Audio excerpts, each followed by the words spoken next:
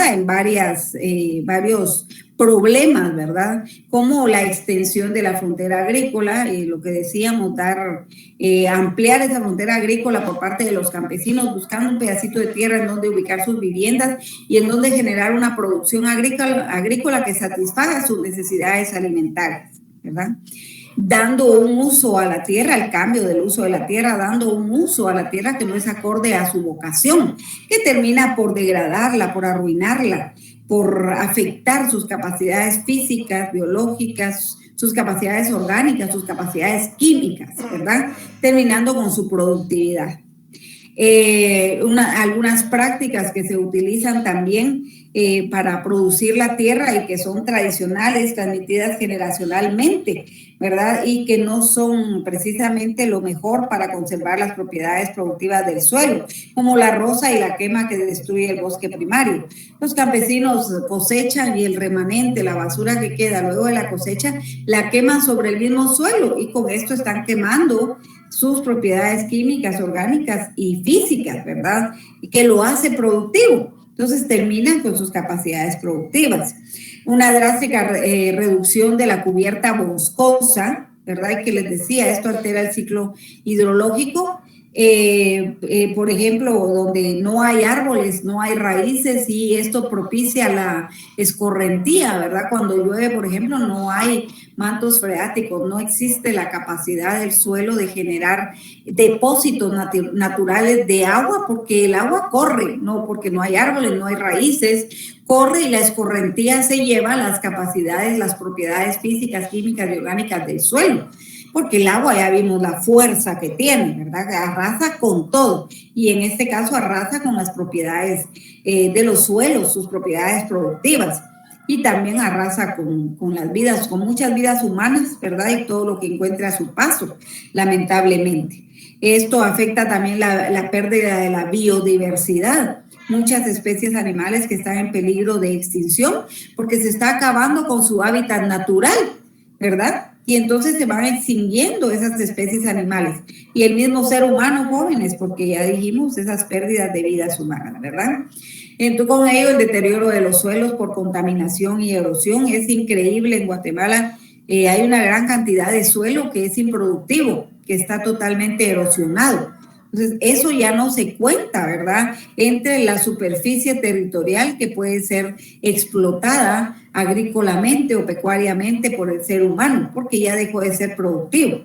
Falta de tratamiento de desechos, ¿verdad? No existen formas de tratar los desechos que sean acordes a las necesidades para tener sostenibilidad y sustentabilidad de nuestros suelos, ¿verdad? Entonces es imperativo cambiar, modificar esas características de la forma en que se desechan los residuos en nuestra sociedad y más allá en el área rural, ¿verdad? Acciones que tiendan a reducir o a neutralizar de alguna manera todos esos residuos y esa basura que contamina nuestros suelos.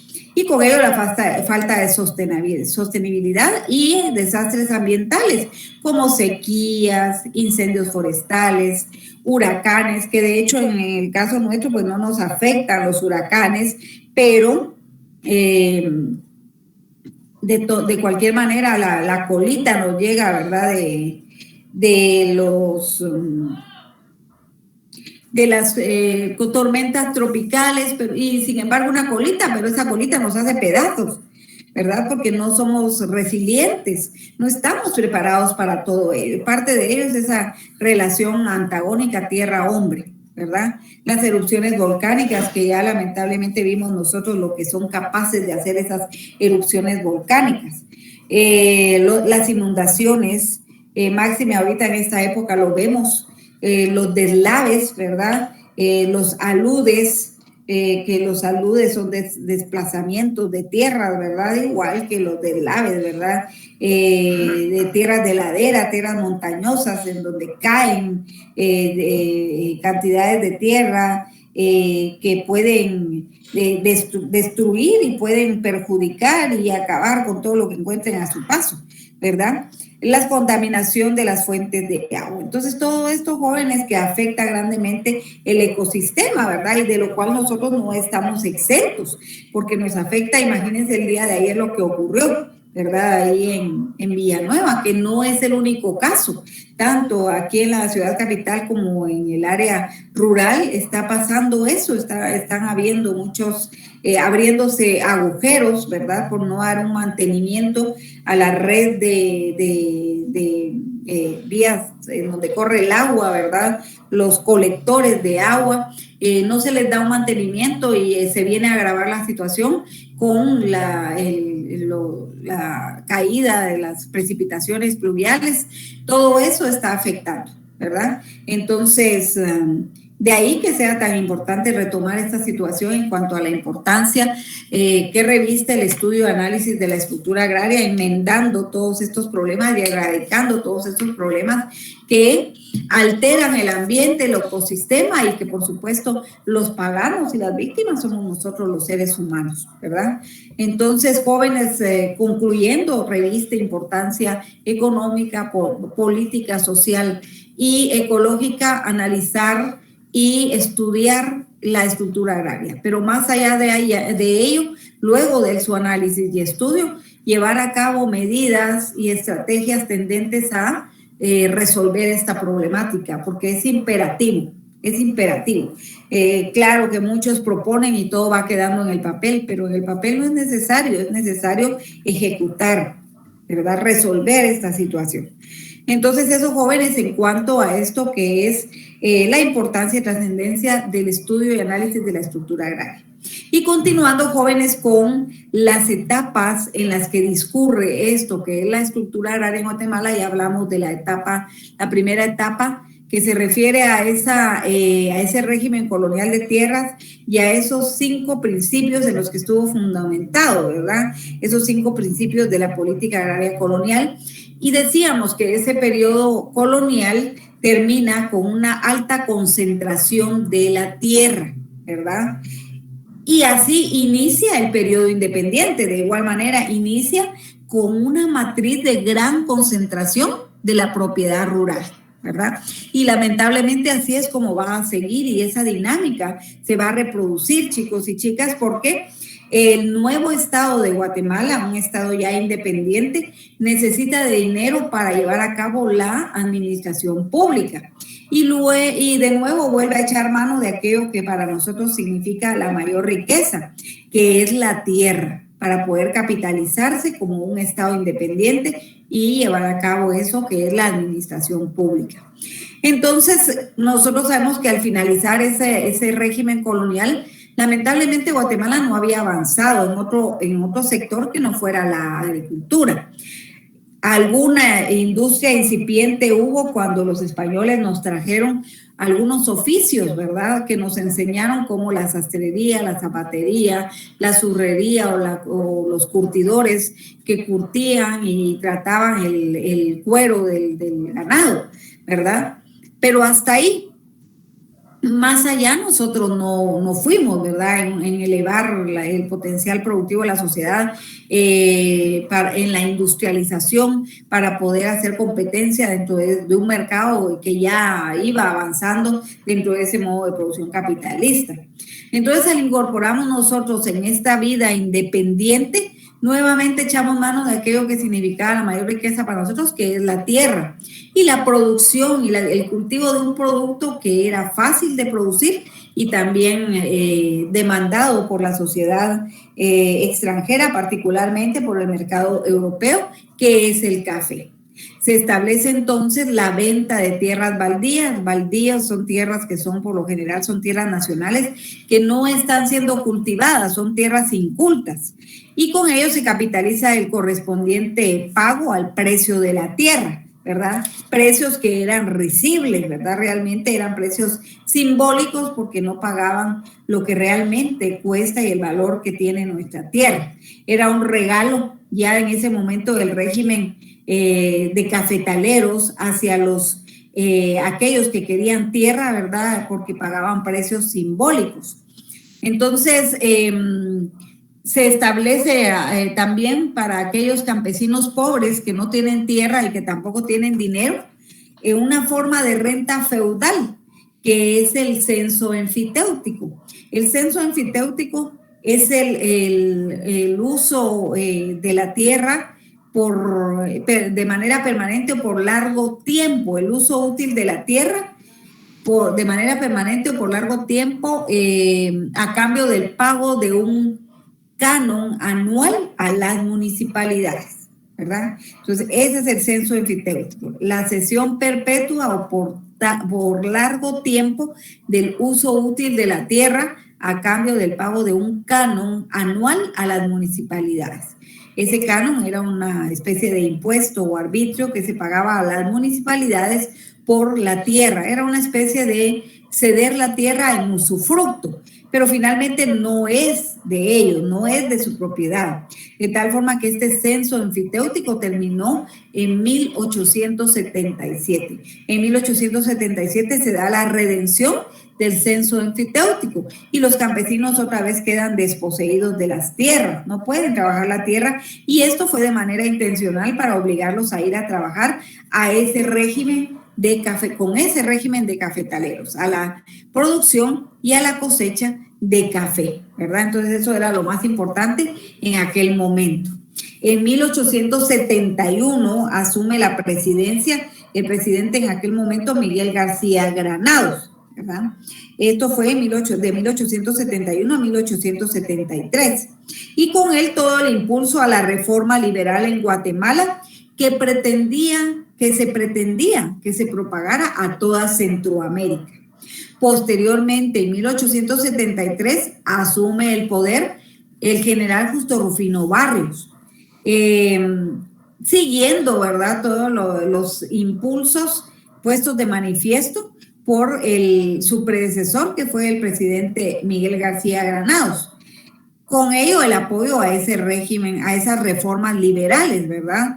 En cuanto a esa reforma liberal, pues algunas de las estrategias fueron contrarrestar el poder económico y político que tenía la Iglesia Católica, porque también herencia aquel régimen colonial de tierras, ustedes se recuerdan que la Iglesia Católica tenía mucho poderío, ¿verdad? Y tenía muchas tierras. Entonces, Justo Rufino Barrios pretende, ¿verdad?, quitar ese poderío a la Iglesia y con ello empieza a expropiar sus tierras para que pierdan ese poderío y esa injerencia en las decisiones de Estado que hasta ese momento habían tenido. Otra de las estrategias de esa reforma liberal era el apoyo que se daba a empresas alemanas y norteamericanas, específicamente estadounidenses, para comprar tierras en Guatemala, que repito, los precios eran muy bajos, ¿verdad? Esa era la motivación. Y que estas tierras fueran utilizadas para la producción y exportación del café. Eso era lo más importante. Desde ese momento también la atención que se dio a la infraestructura productiva en cuanto a la educación, salud, nutrición de la masa de campesinos fue poco importante, ¿verdad? Porque de hecho todas las estrategias iban encaminadas a forzar a los campesinos para ir a trabajar a las haciendas cafetaleras y entonces menos instrucción. Mientras menos instrucción y menos educación tenían, mejor para ellos, porque no podían pelear por sus derechos, no peleaban por sus derechos. Hasta se sentían satisfechos de tener un pedacito de tierra en donde vivir y en donde trabajar, porque era lo único que podían aspirar en aquel momento, ¿verdad? Entonces, de hecho, también se procura la procreación, ¿verdad? Y de ahí empiezan a elevarse las tasas de población en Guatemala, porque entre más gente hubiera, también era más fuerza de trabajo regalada o muy barata, ¿verdad? Entonces, todo eso, jóvenes, se pretendió a través de esa reforma liberal por estos dos gobiernos, tanto el de Miguel García Granados como el general Justo Rufino Barrios, ¿verdad? Y de ahí pues se puede ver que no se pretendió en ningún momento contrarrestar esa situación de alta concentración de la tierra y el beneficio de unos pocos, ¿verdad? En detrimento de las mayorías.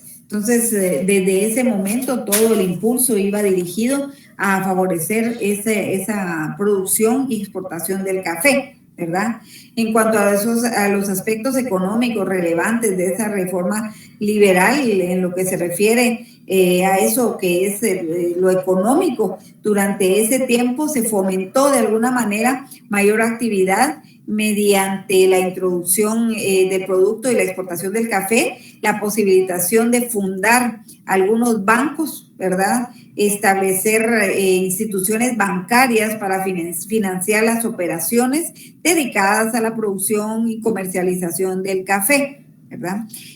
Una red de servicios de transporte también y de comercialización que iba dedicada también a la producción, transporte y exportación del café. Entonces, todo fue con el propósito de convertir a Guatemala en una gran hacienda productora de café. Y les digo, desde el gobierno de Miguel García Granados se pretendía que esto fuera en toda Centroamérica, ¿verdad?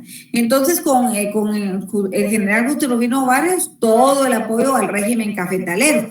Y con ello inicia una serie de reformas para convertir a Guatemala en un país eminentemente capitalista. De hecho, cuando en algún momento a ustedes se les pregunte, de verdad, en qué momento nosotros nos vinculamos al mercado capitalista mundial, fue precisamente con a partir de esta reforma liberal. Que nos vinculamos al mercado capitalista mundial a través de la producción y exportación del café, ¿verdad? Entonces, eso fue lo más importante en aquel momento. De hecho, se introduce el ferrocarril, el telégrafo, ¿verdad? Con el propósito de fomentar y apoyar lo que fue la producción del café y la exportación del café, ¿verdad? En algún momento también en el gobierno de Miguel García Granados se pensó en dar un impulso a la industrialización en Guatemala, ¿verdad? Lamentablemente para ellos la mayor importancia siguió siendo porque ya estaban las bases estructuradas y salía más económico la producción y la exportación del café. Entonces, el sector primario siguió siendo privilegiado, ¿verdad? Y prevaleció el interés de ese sector primario a través de la producción y exportación del café, y lo demás pasó a un segundo lugar, ¿verdad? Ya no fue tan importante desarrollar esto que fue la industria durante estos regímenes liberales, ¿verdad? Y regímenes cafetaleros, ¿verdad? Durante esto que fue la época independiente. Entonces los campesinos pobres no pudieron mantener el antiguo derecho a la tierra y se da nuevamente esa disociación de los campesinos y la tierra, ¿verdad? Nuevamente se vuelve a disociar a los campesinos de la tierra. Se les expulsa de sus tierras con el propósito de apropiarse de su fuerza de trabajo. Y luego con ello el auge de la propiedad privada, ¿verdad? El cultivo del café significó un aumento importante en la demanda de fuerza de trabajo bajo la modalidad de trabajo forzado. Se expulsaba a los campesinos de sus tierras, les decía, no con el propósito de expandir los latifundios, sino con el propósito de forzarlos a ir a trabajar, porque no teniendo tierras para trabajar, tenían que ir obligatoriamente a trabajar para los terratenientes. El desarrollo del mercado interno era muy escaso y realmente no les interesaba. Lo que interesaba a ellos era la vinculación con el mercado externo a través de la producción del café, y era lo más importante para ellos. Ya a partir de 1907 se da cuenta y se vislumbra esa inseguridad alimentaria en nuestra sociedad y en muchos casos ya de desnutrición, ¿verdad? Se expulsa, lo que hablábamos hace un momento, a las órdenes religiosas de sus tierras, se da una expropiación de tierras con el propósito de contrarrestar el poderío que la iglesia tenía en aquel momento. Se construyen medios de comunicación y de transporte, ¿verdad? Se introduce el telégrafo, fue muy importante para las negociaciones, ¿verdad? Entonces el telégrafo en Guatemala quedó establecido en 1873, finalizando el gobierno de Miguel García Granados e iniciando el mandato de Justo Rufino Barrios, ¿verdad? Ellos tenían especial interés para negociar su producción y exportación del café, y en algún momento sí pensaron en dar realce a la producción de la industria, ¿verdad? Lamentablemente, pues no se logró. Se introdujo el ferrocarril también, pero y también con el propósito que la empresa ferrocarrilera, el propósito era fundamentalmente el transporte del café. Luego esta se extendió a toda Centroamérica, IRCA, ¿verdad? Y el ferrocarril era con el propósito, repito, de favorecer ese transporte, pero posteriormente esto se privatizó, ¿verdad? La empresa ferrocarrilera se privatiza con capital extranjero, estadounidense particularmente, y facilitó la introducción de un cultivo de enclave que es el banano. El banano se introduce como un cultivo de enclave, quiere decir, el propósito fundamental es hacer competencia desde un punto de vista económico a la producción y exportación del café, porque era demasiada la demanda que había del café, era abrumadora, y eso nos hacía un país eminentemente monocultivista. Solo producíamos café para la exportación, ¿verdad? Entonces dijo específicamente la United Fruit Company, dentro de ellos dijeron, bueno, vamos a introducir el café para hacer competencia a la producción, vamos a introducir el banano para hacer competencia al café. Sin embargo, esto nunca logró porque nunca alcanzó el interés en el banano, no alcanzó mayor relevancia como sí en el café, ¿verdad? Entonces, pero fue el momento clave para que se introdujera la UFCO, ¿verdad? La United Fruit Company en Guatemala, y también se le dotara, se le regalara gran cantidad de tierra, ¿verdad? Para y tener y establecer ese monopolio de tierras y con ello un poder político en nuestro país, ¿verdad? Seguía siendo el trabajo forzado la base de la producción cafetalera, descuido y abandono del mercado interior, y con ello les decía esa inseguridad alimentaria de nuestra gente. Y aquí dos clases de unidades productoras. Por un lado estaban las empresas agroexportadoras y por el otro lado la economía campesina. Las empresas agroexportadoras basadas particularmente en la producción y exportación del café, en algún punto la producción y exportación del banano. Y por el otro lado la economía campesina muy pobre, deprimente, porque los campesinos habían sido despojados, expulsados de sus tierras y apenas producían para el autoconsumo, ¿verdad? Era lo único, y a veces era insuficiente, ¿verdad? Y eso promovía esa inseguridad alimentaria, y ya casos de, como les digo, casos de desnutrición en Guatemala desde aquel momento. La coerción política para obtener la fuerza de trabajo forzada estuvo basada primero en los mandamientos y los repartimientos, que estos fueron la base del trabajo forzado en Guatemala, producto de aquel régimen colonial de tierras, ¿verdad? En donde se mandaba a los campesinos a trabajar lejos de sus lugares de origen, y los repartimientos cuando se repartirían cerca de sus lugares de origen. Luego, bajo la presidencia del general Luis Rufino Barrios, se legalizó esto que es el reglamento de jornaleros, ¿verdad? Este reglamento de jornaleros o decreto, en aquel momento decreto 177, legalizó el abastecimiento de fuerza de trabajo. Era la forma de garantizar el suministro de mozos colonos a las fincas cafetaleras de manera obligada, ¿verdad? Luego el endeudamiento de los colonos, porque los colonos ya sabemos que son los que viven dentro de las fincas y pagan por esa tierra con su trabajo, y pues no recibían un salario monetizado, un pago monetizado, porque el terrateniente aducía que le estaba dando tierra donde vivir y en donde producir, y eso tenía que ser suficiente, ¿verdad? Y no obstante eso, dentro de las mismas haciendas y fincas habían almacenes en donde los colonos se endeudaban porque iban a comprar lo que necesitaban, ¿verdad? Y ahí les iban apuntando en un librito cuál era su deuda y con cuántos jornales debían pagar. Fíjense ustedes cuántos jornales debían para pagar lo que habían ido a comprar a los almacenes, ¿verdad? Entonces, si ustedes tienen la oportunidad y no han ido de ir al Museo Numismático en el Banco de Guatemala, ahí en el primer nivel, vayan, eso es una maravilla.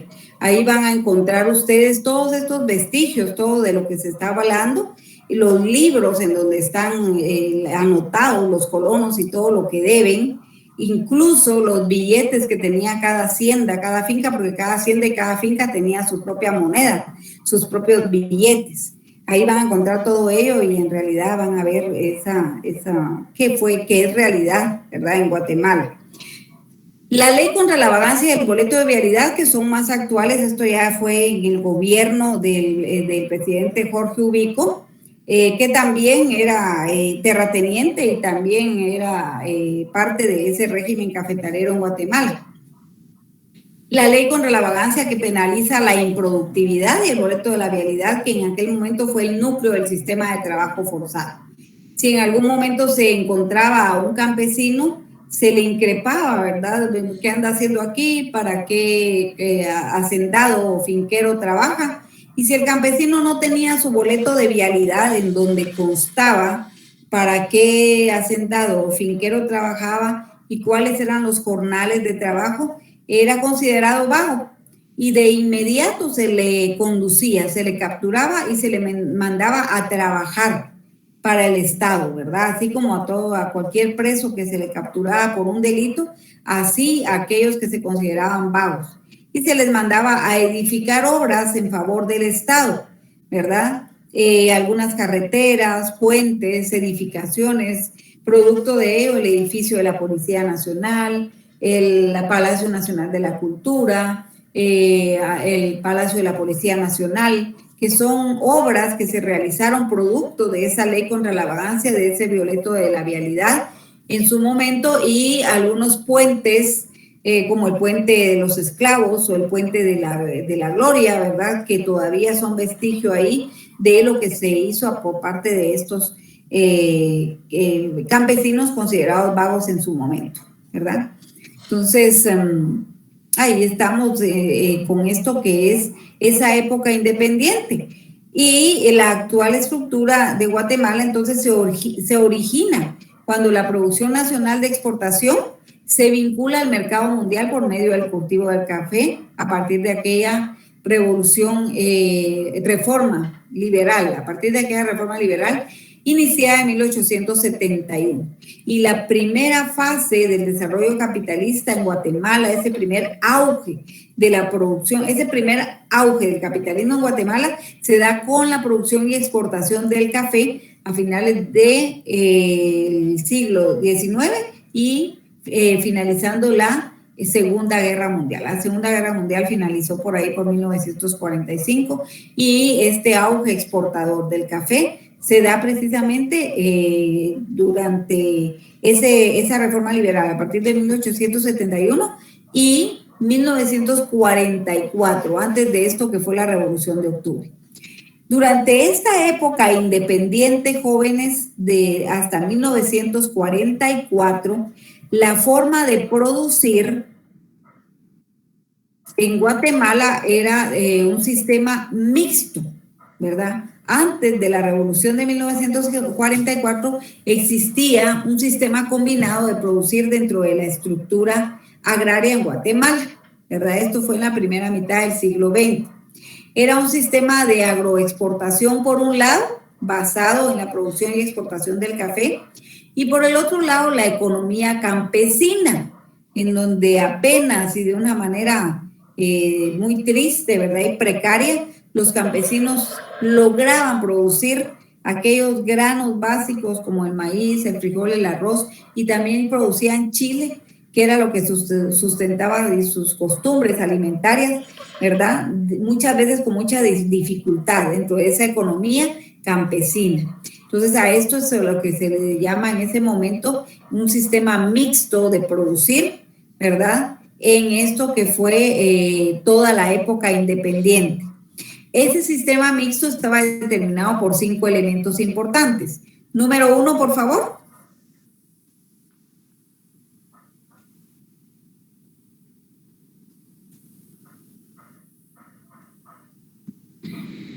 Concentración de la tierra y tendencia a la expulsión de los campesinos. La tierra no se acaparó con la intención de hacerla producir. Concentración territorial.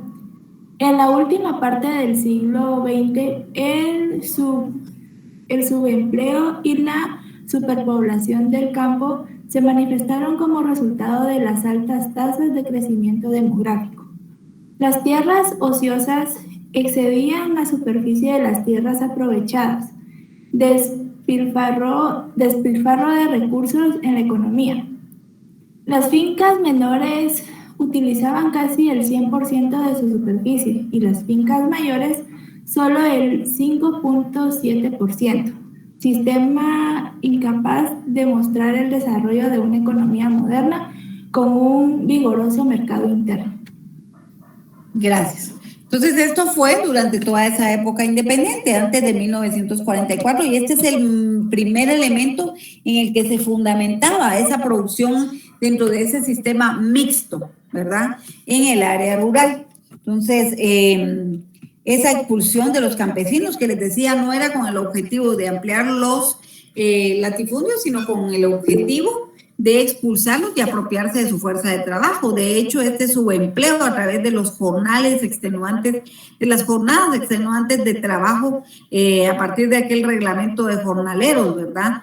Y la superpoblación, que fue una de sus estrategias, porque mientras más gente hubiera, más fuerza de trabajo barata, ¿verdad? Las tierras ociosas no se utilizaban, no eran aprovechadas. Había un despilfarro de recursos en la economía, que de aquel momento demandaba que se distribuyeran las tierras para permitir que todos los campesinos tuvieran acceso a ellas y a producirlas, ¿verdad? Las fincas menores utilizaban casi el 100% de su superficie, mientras que las menores solo el 5%, el 7%. Las fincas menores utilizaban el 100%, ¿verdad? Casi, dice. ¿Por qué casi? Porque una parte importante de esa superficie era para edificar sus viviendas muy humildes y la otra parte para generar una producción específicamente de autoconsumo. Y las fincas mayores solo el 5.7% utilizaban, y eso demostraba la alta cantidad de tierra que estaba siendo inculta, que era ociosa, y a eso se refiere este despilfarro de recursos en la economía, ¿verdad? Entonces, esto según un censo de 1950. Este sistema, jóvenes, era incapaz entonces de mostrar un desarrollo de economía moderna y un vigoroso mercado interno. De hecho, se había descuidado y abandonado el abastecimiento de nuestro mercado. Eso ya no era tan importante, ¿verdad? El segundo elemento de ese sistema mixto. 2, por favor. Licenciada, disculpe, antes que siga, podría regresar a la diapositiva 55, disculpe. Es que no le logré tomar captura. Ah, no, es que no he pasado por ahí. Ahí no he llegado. Bueno, entonces ahí estamos, chicos y chicas. El 2, por favor.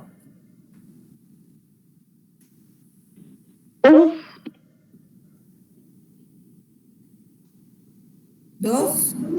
Un fondo de salarios insuficiente. El sistema mantenía artificialmente deprimidos los niveles salariales. Una de las principales razones radica en la naturaleza incierta de los mercados internacionales del café, necesidad de infraestructura productiva. Gracias. Entonces, ese fondo de salarios insuficiente que mantenía deprimidos los niveles salariales en aquel momento, ¿verdad? De hecho, la mayor parte de fuerza de trabajo no era monetizada, no era pagada monetariamente, ¿verdad? Porque existían otras formas de pago, con la tierra, y era una forma, ¿verdad? Y aquellos tratos como medianía, parcería, colonato, ¿verdad? Entonces, ellos aducían, ¿verdad? Y justificaban ese sistema deprimente de salarios en que las condiciones del mercado a veces eran inciertas. Un día los precios del café estaban arriba y otros días estaban abajo, ¿verdad? Y que tenían que invertir también en infraestructura productiva e infraestructura física, que tampoco era cierto, porque poco o nada les interesaba llevar educación, salud, cualquier servicios de electricidad, agua a las poblaciones y al beneficio de las masas campesinas, ¿verdad? Entonces ellos decían que los salarios no podían aumentar, incluso en aquellos periodos de bonanza, ¿verdad? Porque podía ser que al declinar el ciclo no pudieran sostenerse, ¿verdad? Y que los excedentes generados en los periodos de bonanza y de auge siempre podían desaparecer cuando habían épocas de crisis, ¿verdad? Entonces ellos siempre justificaban esa mantención, ¿verdad? O ese mantenimiento de los salarios deprimentes y muy bajos, ¿verdad? Entonces los finqueros siempre querían acumular riqueza y acumular tierra y todos los beneficios, ¿verdad? En detrimento de las mayorías, ¿verdad? Entonces nunca pensaron en un fondo de salarios que fuera digno y real, ingresos reales, que generara ingresos reales para las masas campesinas. El tercer elemento, por favor, número 3. Una producción importante de autoconsumo. El autoconsumo era el complemento adecuado de esa economía artificialmente estancada, en la cual el desarrollo de una producción mercantil saludable era sacrificado en aras de una producción que aseguraba bienestar a un reducido grupo de personas. Se fracasó en una economía de mercado, prevaleciendo una economía mercantilista, una economía subdesarrollada. Gracias. Entonces, ese autoconsumo era un complemento que justificaba para los hacendados y los finqueros el hecho de seguir manteniendo su crecimiento económico favorecedor únicamente para ellos, ¿verdad? Porque decían, bueno, mientras nosotros estamos produciendo grandes extensiones de suelo de café y nos vinculamos al mercado externo, con que ellos tengan un pedacito de tierra donde producir lo que necesitan, ¿verdad? Su maíz, frijol, chile, eso es suficiente, ¿verdad? Lo demás no importa. Entonces, eso era lo importante en aquel momento. Entonces, se sacrificó un desarrollo saludable de una economía mercantil en aras de proteger a un reducido grupo de la sociedad, ¿verdad? Que eran aquellos empresarios que se habían vinculado al mercado externo a través de la producción y exportación del café. Y esto conllevó al fracaso de una economía de mercado que favoreciera a toda la población, no solo a un reducido grupo. Y con ello se llevó a una economía subdesarrollada, mal desarrollada, desequilibrada, ¿verdad? Entonces ahí estamos con esa producción importante de autoconsumo. Número 4, por favor, ¿alguien más?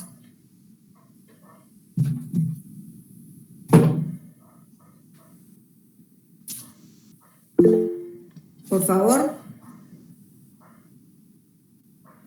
Perdón, licenciada, si gusta le puedo apoyar yo. Por favor. Gracias. Necesidad de parte de la producción exportadora de trabajo forzado, regido por un conjunto de instrumentos legales: reglamento de jornaleros, ley contra la vagancia, ley de vialidad, boleto de vialidad. Número 5. Claro. No, hasta ahí, nena, muchas gracias. Está bien. Claro que sí. Bueno, entonces, gracias, amiga. Entonces, esto es el cuarto elemento que fundamentaba, ¿verdad? Esa economía mixta, ¿verdad? Durante la época independiente. Entonces, esto a partir de esos documentos legales, ¿verdad? Eran instrumentos legales que forzaban y obligaban a los campesinos. El reglamento jornalero, la ley contra la vagancia y el boleto de vialidad. Ya sabemos que la ley contra la vagancia penalizaba la improductividad y el boleto de vialidad era el núcleo del trabajo forzado en aquella época, ¿verdad? Entonces, legalmente se podía obligar a los campesinos a ir a vender, a regalar su fuerza de trabajo, ¿verdad? Y era obligatorio. Número 5, Ana, hágame el favor.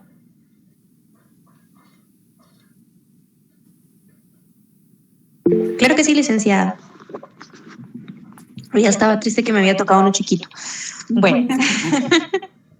Supervivencia de la renta de tipo precapitalista, renta feudal del suelo.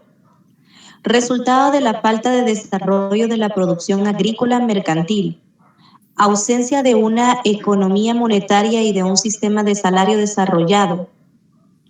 La renta precapitalista ha guardado estrecha relación con el problema de privación de tierras a los campesinos pobres. Perduración de relaciones gestadas en la estructura colonial, medianía, aparcería y colonatos. Constituían una reserva de tierras y mano de obra para una probable expansión de la producción capitalista. Gracias.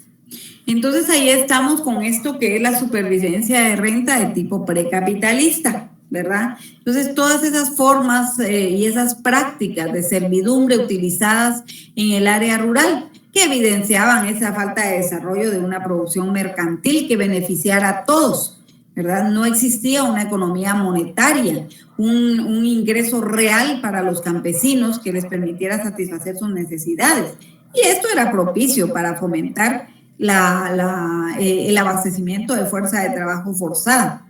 La renta precapitalista guarda estrecha relación con la privación de tierras, ¿verdad? Y esos tratos que se hacen en el área rural y particularmente durante aquella época independiente, ¿verdad? Entre el terrateniente y el campesino. La medianía, por ejemplo, en que, mira, producí y vamos mitad y mitad, ¿verdad? La mitad de lo que produzcas es mía, porque como lo estás produciendo en mi tierra y la mitad es tuya, ¿verdad?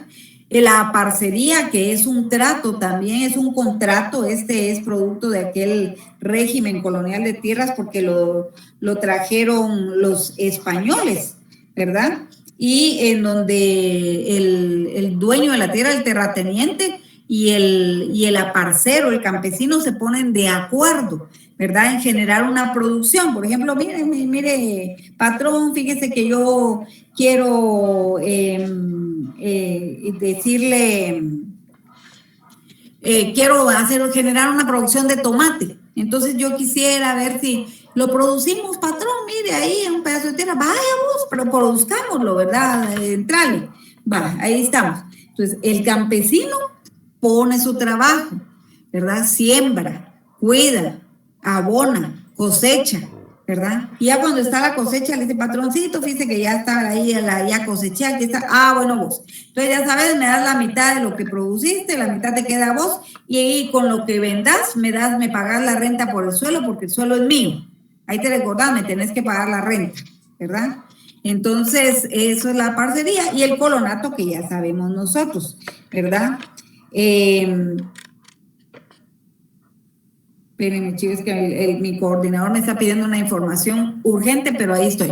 Entonces, el colonato, que ya sabemos nosotros que son los mozos, colonos, ¿verdad? Que viven al interior de las fincas y pagan con su trabajo por ese pedazo de tierra en donde trabajan y en donde producen, ¿verdad? Entonces, esa reserva de tierras y mano de obra era muy conveniente para una expansión capitalista, pero que favorecía a ese reducido grupo de hacendados y finqueros, ¿verdad?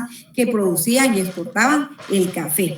Y de ahí que se dieran que se conozcan estas tres formas de renta feudal del suelo. La renta en trabajo, que es una prestación personal, yo pago por el suelo con mi trabajo.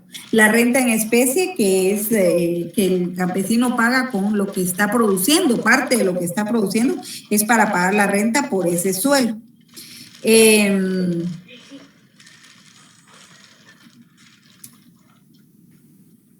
Y la renta en dinero, que es más difícil, y en aquella época era más difícil, porque no era monetizada la fuerza de trabajo, ¿verdad? Definitivamente se les pagaba con la tierra en raciones, ¿verdad? Pero no era monetizada la fuerza de trabajo. Entonces esas son las, ahora en la actualidad es un poco más fácil esa renta en dinero o tributo en dinero, aunque de todas maneras de una manera muy precaria, ¿verdad? Esas son las tres formas de renta feudal del suelo.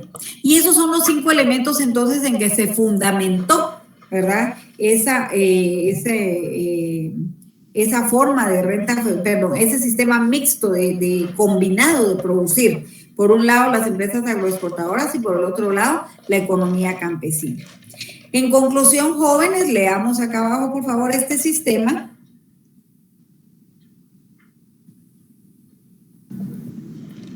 Este sistema se encarga de reproducir en especial la pobreza impulsado por los empresarios agrícolas, pues combinaba en beneficio de ellos dos aspectos negativos. ¿Sigo con los dos aspectos negativos? Por favor. Ok.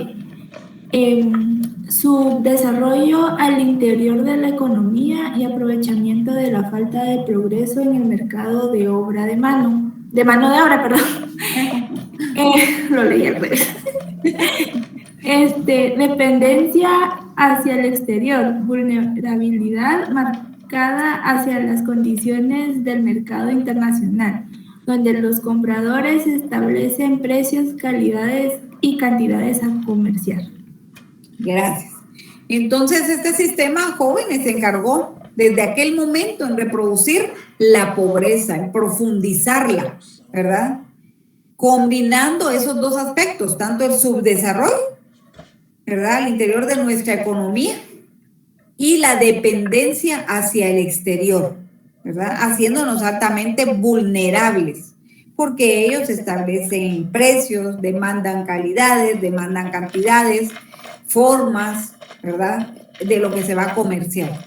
Entonces ahí estamos, o a comercializar. Entonces ahí estamos, jóvenes, con esta época independiente, entre comillas, ¿verdad? Y cómo discurre. Y lo más triste, jóvenes, es que al hacer un análisis nosotros de esa época independiente con la actualidad y esos 5 elementos, el primer elemento, por ejemplo, esa tendencia a la expulsión de los campesinos, pues no se da la expulsión porque ya fueron expulsados. Históricamente, los campesinos no tienen tierra o tienen muy poca, están desvinculados del uso de la tierra. Este subempleo sigue latente, ¿verdad? Es parte de esto que nos hace dependientes y nos hace subdesarrollados y con una economía desequilibrada, ¿verdad? La superpoblación sigue, peor ahora, ¿verdad? Sigue manifestándose en nuestra realidad. Quizá lo único aquí que cambia es las tierras ociosas, porque ahora ya hay más tierras produciendo, pero lamentablemente no en beneficio de las mayorías, sino de una minoría de esas empresas agrícolas ubicadas, muchas de ellas con capital extranjero, donde los beneficios se van para afuera, ¿verdad? Y el sistema sigue siendo incapaz de mostrar el desarrollo de una economía moderna y de un vigoroso mercado interno. Miren, esto fue durante la época independiente, antes de 1944, y si hacemos una comparación con la actualidad, sigue de la misma manera. Si hablamos de ese fondo de salarios insuficiente, ¿verdad?, sigue de la misma manera. No hay salarios reales que satisfagan, que les permitan a las mayorías de población campesina satisfacer sus necesidades, ¿verdad? Están sumidos en la pobreza, en una serie de penurias, ¿verdad?, que esa falta de salarios dignos provocan particularmente a la mayor parte de población campesina, ¿verdad? Y que da como resultado esta economía desequilibrada, ¿verdad?, en nuestra sociedad, y esos niveles y esa profundización de la riqueza, de la pobreza, ¿verdad? Una producción importante de autoconsumo, claro, en el interior de la República, en lo recóndito, los campesinos tienen un pedazo de tierra, aunque sea para producir lo que satisface sus necesidades alimentarias, ¿verdad? Difícilmente pueden generar un volumen que puedan destinar a venderlo. Y de hecho, jóvenes, es muy difícil porque están en aquellos lugares recónditos en donde no hay carreteras, no hay puentes. ¿Cómo van a hacer ellos para transportar eso que producen? ¿Verdad? Entonces se sigue dando esa situación versus, por el otro lado, las grandes explotaciones capitalistas que se siguen beneficiando, ¿verdad?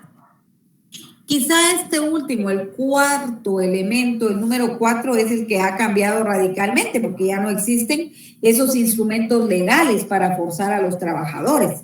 Pero hay otras formas, siendo que están desvinculados de la tierra, se avienen y se sacrifican, ¿verdad?, a trabajar por cualquier cantidad o por cualquier trato, ¿verdad? Y se ven obligados, ¿verdad? Además, esa misma situación del hecho de no tener tierra y la necesidad de pagar por esa tierra, muchas veces sigue siendo con su trabajo, ¿verdad? Con lo que produce, ¿verdad?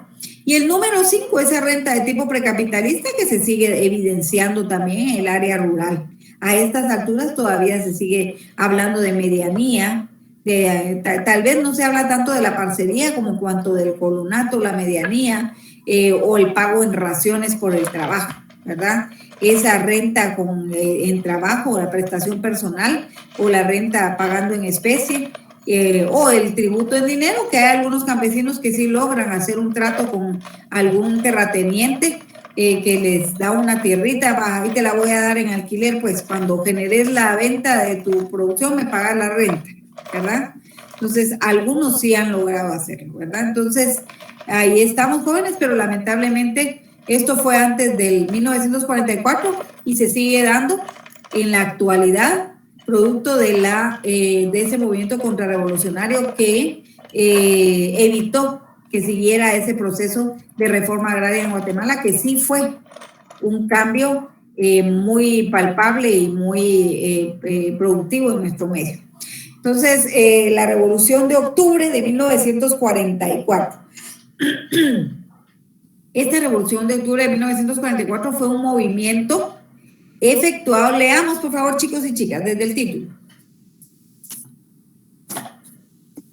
Revolución de Octubre de 1994.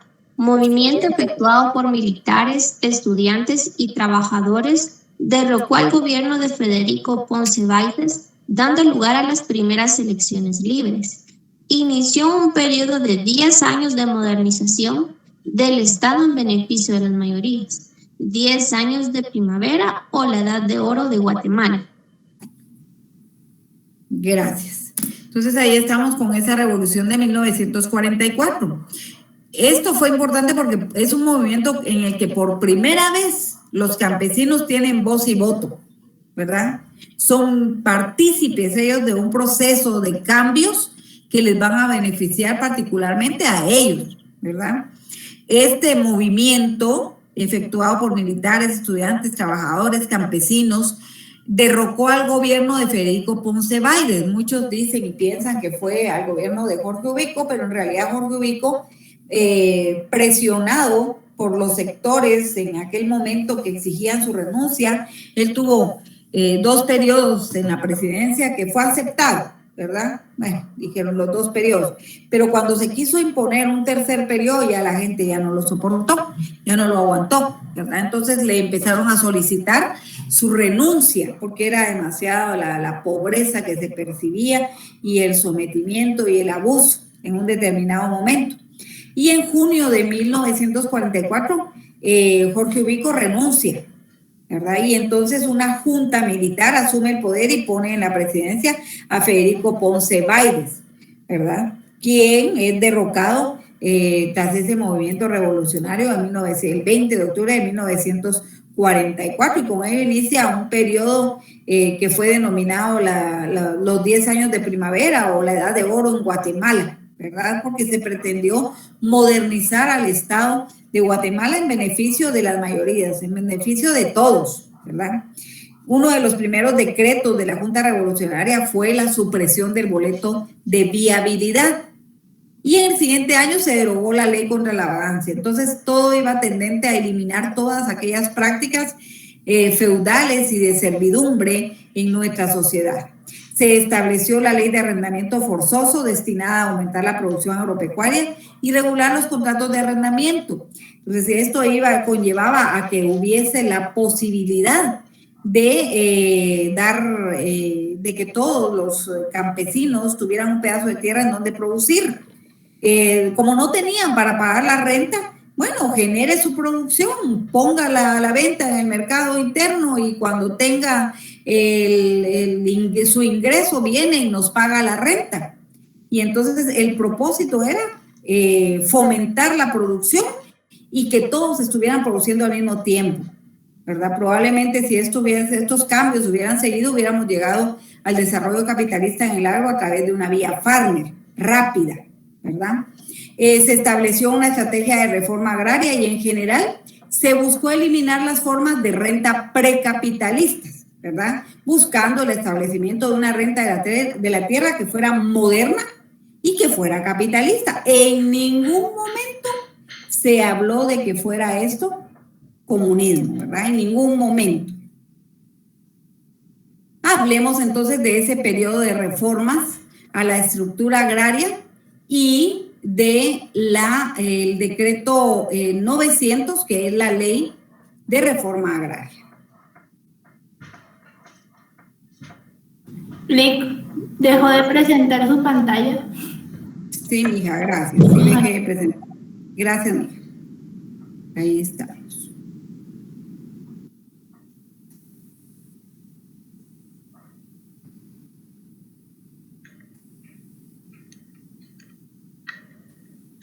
Bueno, hablemos de esto que es el decreto 900, la ley de reforma agraria, ¿verdad? Que fue, que nace a la vida jurídica un 17 de junio de 1952 en el régimen del expresidente coronel Jacobo Arbenz Guzmán, ¿verdad? Entonces el coronel Jacobo Arbenz Guzmán fue presidente de Guatemala y les digo, él pretendió, ¿verdad?, alcanzar todos esos logros y llevar a Guatemala a un desarrollo capitalista, particularmente en el agro, ¿verdad? Fue un militar y fue político también, guatemalteco, de descendencia suiza, ¿verdad? Se desempeñó como presidente en Guatemala de 1951 a 1954, fue ministro de la defensa en el régimen de Juan José Arévalo, ¿verdad? Y desde ahí pues ya traía él esas ideas, ¿verdad?, de convertir a Guatemala en un país desarrollado dentro de un modo de producción capitalista, pero también un país industrializado a través de esto que es la reforma agraria, ¿verdad? Ahora, ¿qué es una reforma agraria? Leamos, por favor. Una reforma agraria es un conjunto de medidas políticas, económicas, sociales y legislativas impulsadas con el fin de modificar la estructura de la propiedad y la producción de la tierra. Gracias. ¿El objetivo también?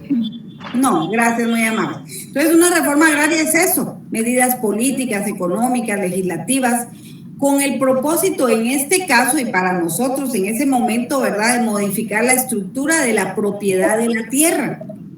Porque sabemos que desde ese momento se evidenciaba una alta concentración de la tierra y también modificar la estructura en la producción de la tierra, particularmente y de una forma específica, que todos estuvieran produciendo al mismo tiempo, que todos tuvieran la posibilidad de el acceso a la tierra que necesitaban para hacerla productiva, ¿verdad? Y de ahí este objetivo. ¿Alguien más, por favor? ¿Objetivo?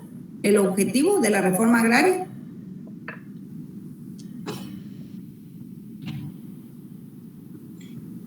Si gusta, puedo leer yo, licenciada. Por favor.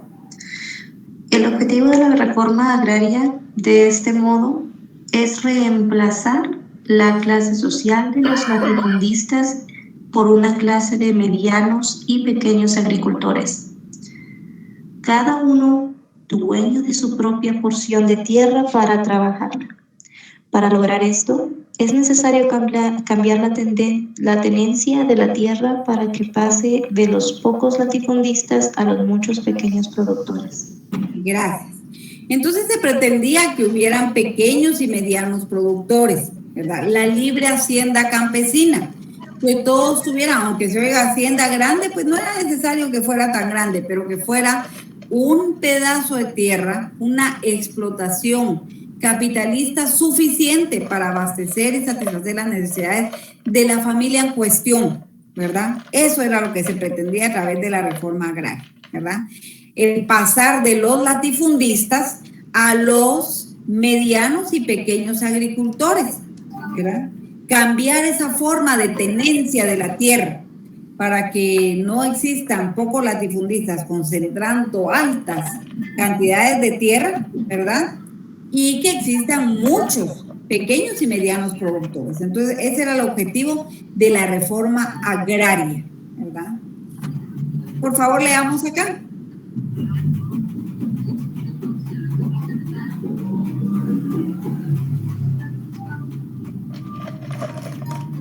Chicos y chicas.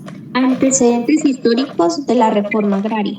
El 17 de junio de 1952 fue aprobado el decreto 900 o reforma agraria durante el gobierno de Jacob Arbenz Guzmán. Mediante este decreto, las primeras expropiaciones se hicieron en enero de 1953. Estas medidas serían el detonante de la invasión armada organizada por Estados Unidos para derrocar el gobierno de Arbenz. Curiosamente, fue el 17 de junio de 1954 cuando entraron en el país por la frontera de Honduras 3 columnas armadas y entrenadas por la Agencia Central de Inteligencia CIA. Tras varios ataques, el gobierno revolucionario cayó el 26 de junio. Gracias. Entonces ahí estamos, un 17 de junio de 1952 nace a la vida jurídica la Ley de Reforma Agraria, Decreto 900. Y dice ahí curiosamente, ¿verdad? Un 17 de junio, 2 años más tarde, se da ese movimiento contrarrevolucionario, obligando al presidente Jacob Arbenz a renunciar y a salir exiliado del país, ¿verdad? Veamos acá, por favor.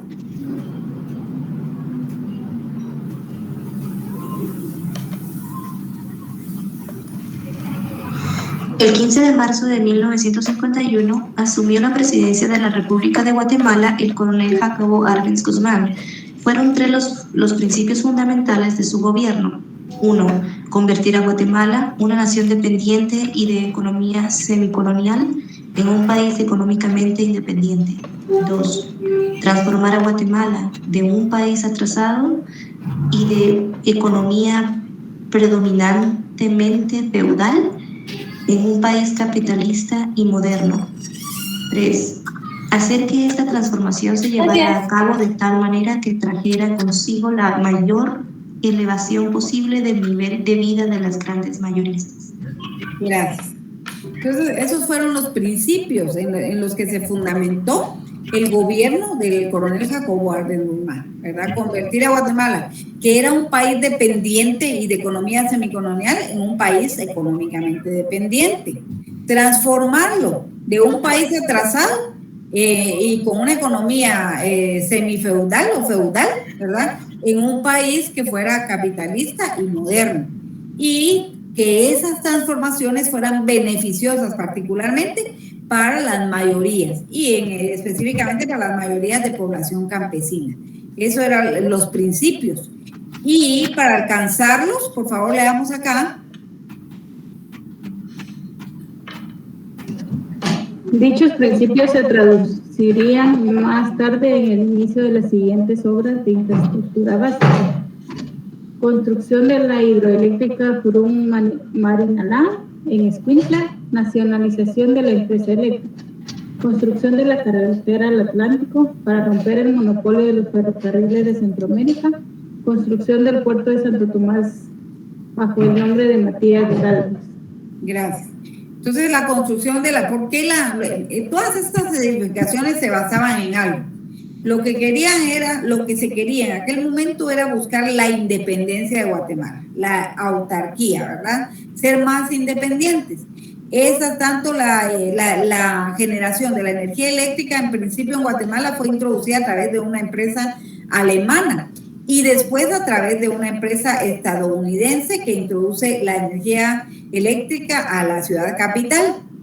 Entonces, lo que se pretende es que no, porque al construir esa hidroeléctrica y que sea nuestro país el que lleve la distribución de la electricidad. Entonces, se buscó esa construcción de la hidroeléctrica Purum Marinalá en Escuintla con el propósito de nacionalizar la empresa eléctrica.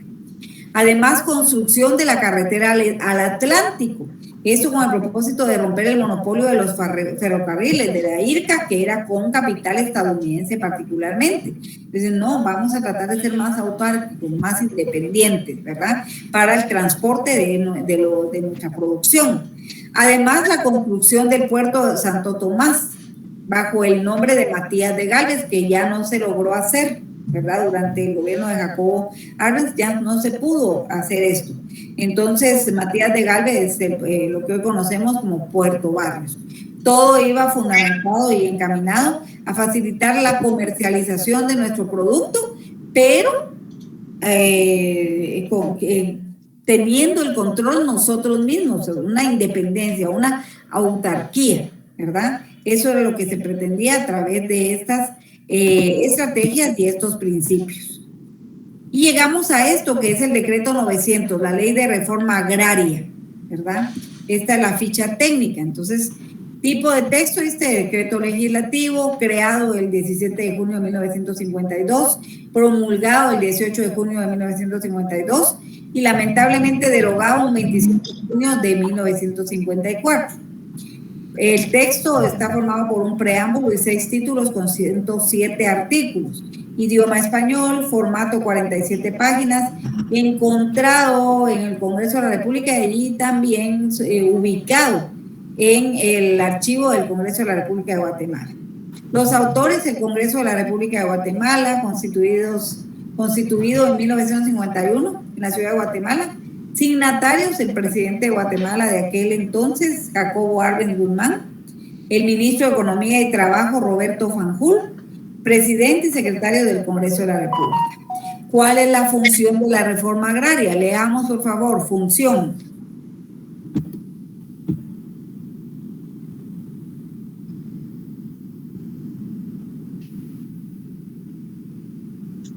Función. La reforma agraria de la Revolución de Octubre tiene por objeto liquidar la propiedad feudal en el campo y las relaciones de producción que la originan para desarrollar la forma de explotación y métodos capitalistas de producción en la agricultura y preparar el camino para la industrialización de Guatemala. Gracias. Entonces, esa era la función de la reforma agraria, ¿verdad? Liquidar cualquier vestigio o resabio de propiedad feudal, de servidumbre en el agro, ¿verdad? Generar la posibilidad de dar acceso a las mayorías a la tierra, ¿verdad? Desarrollar métodos capitalistas de producción y sentar las bases de la industrialización en Guatemala, ¿verdad? Ahora, los considerandos en los que se basó esta ley, ¿por qué? El por qué, ¿verdad? Leamos el primer considerando, por favor.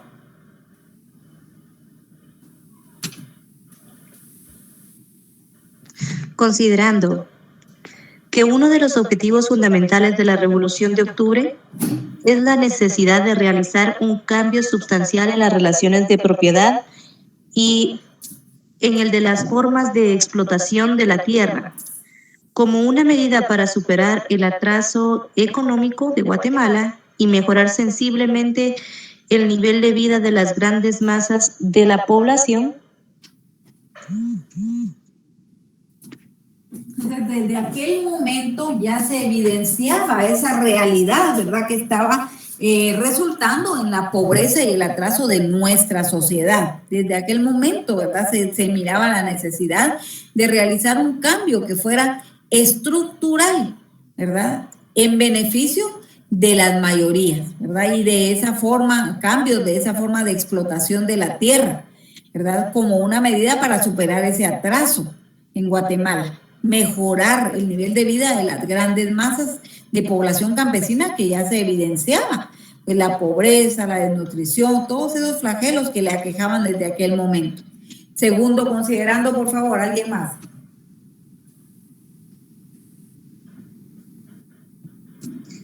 Considerando que la concentración de la tierra en pocas manos no solo desvirtúa la función social de la propiedad, sino que produce una considerable desaprobación entre los muchos campesinos que no la poseen.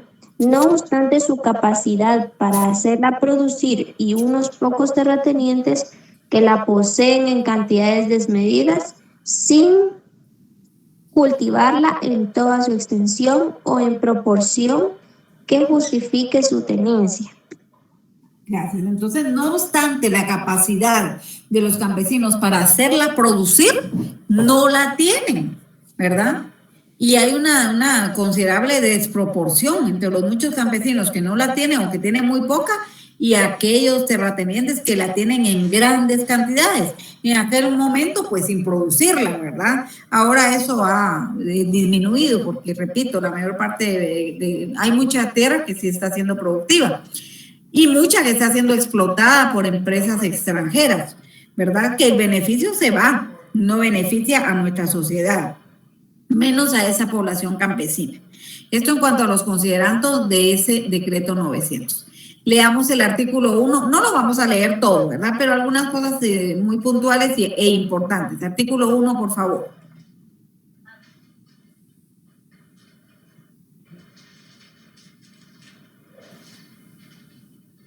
Yo porque fueras a comprar tu chuchería, pero ya te gasté el... ¿Puedo leer, licenciada?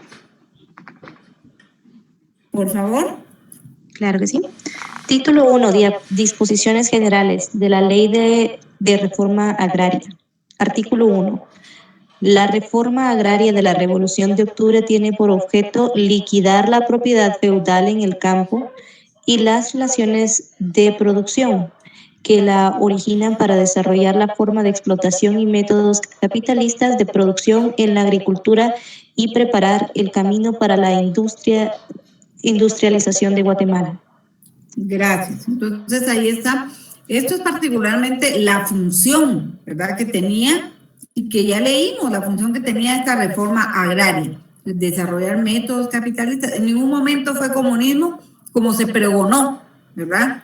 No fue comunismo, fue capitalismo, desarrollo, porque ya estamos, una reforma agraria es rápida, ¿verdad? En realidad nace de una revolución y pretende a corto plazo generar cambios en la estructura de la sociedad, a corto plazo.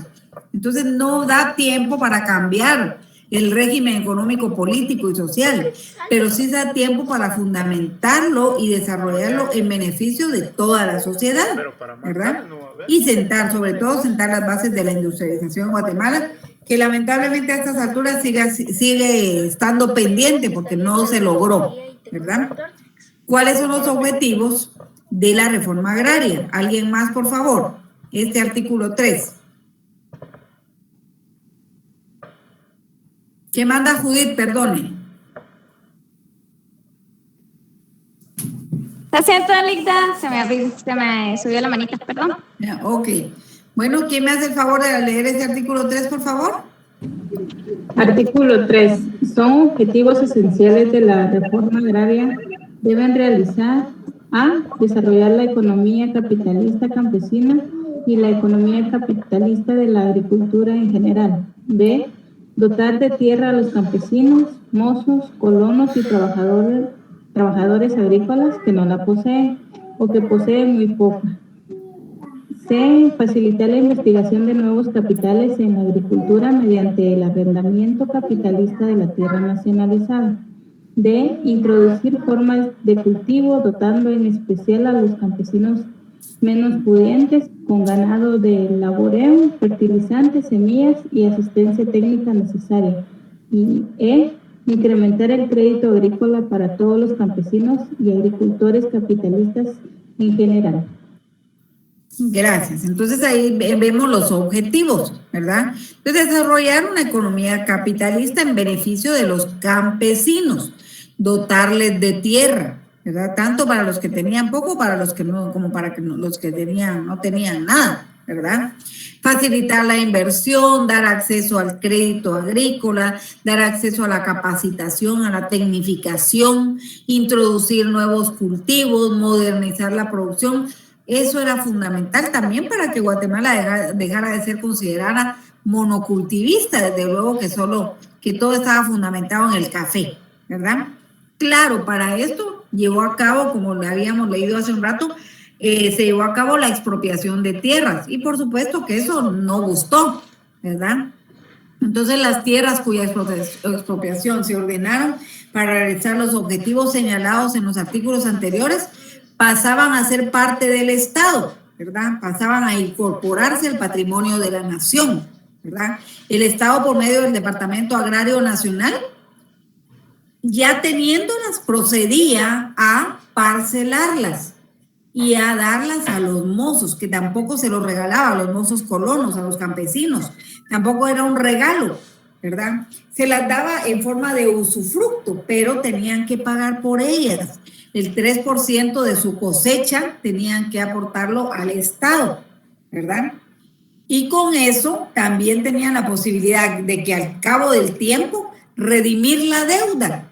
Y al redimir la deuda se podían quedar en propiedad con la tierra, pero tenían que pagar por ella, no era un regalo, ¿verdad? Entonces, la expropiación a que se refiere la presente ley decretada por interés social se consumará previa indemnización, cuyo importe será cubierto con bonos de la reforma agraria, redimibles de la forma que determina la ley. Entonces, esas tierras expropiadas se iban a pagar a sus dueños, ¿verdad? No era solo quitárselas, sino que se les iban a pagar. De hecho, no se les quitaba toda la tierra, ¿verdad? Era hasta cierta medida. Y, por ejemplo, aquellas tierras que medían menos de 2 caballerías no eran afectables, no eran afectas a la expropiación, ¿verdad? Se respetaba hasta cierta medida. Y tierras que fueran incultas, que no estuvieran siendo producidas, ¿verdad? ¿Cuáles eran los bienes afectables a la expropiación? Leamos ese artículo 9, por favor.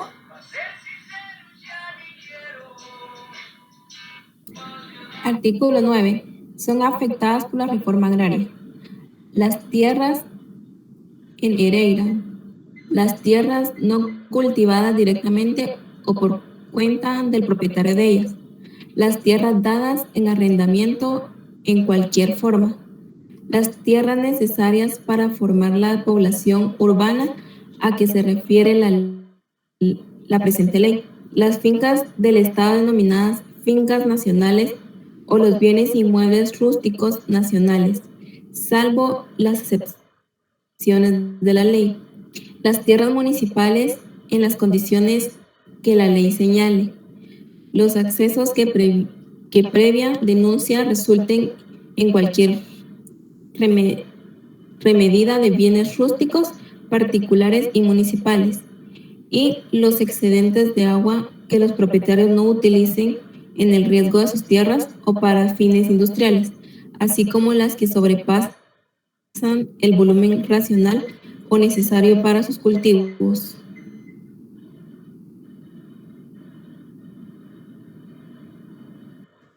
Entonces ahí se tomaba en consideración cuáles eran las tierras afectas, ¿verdad? O los bienes afectos a esa expropiación.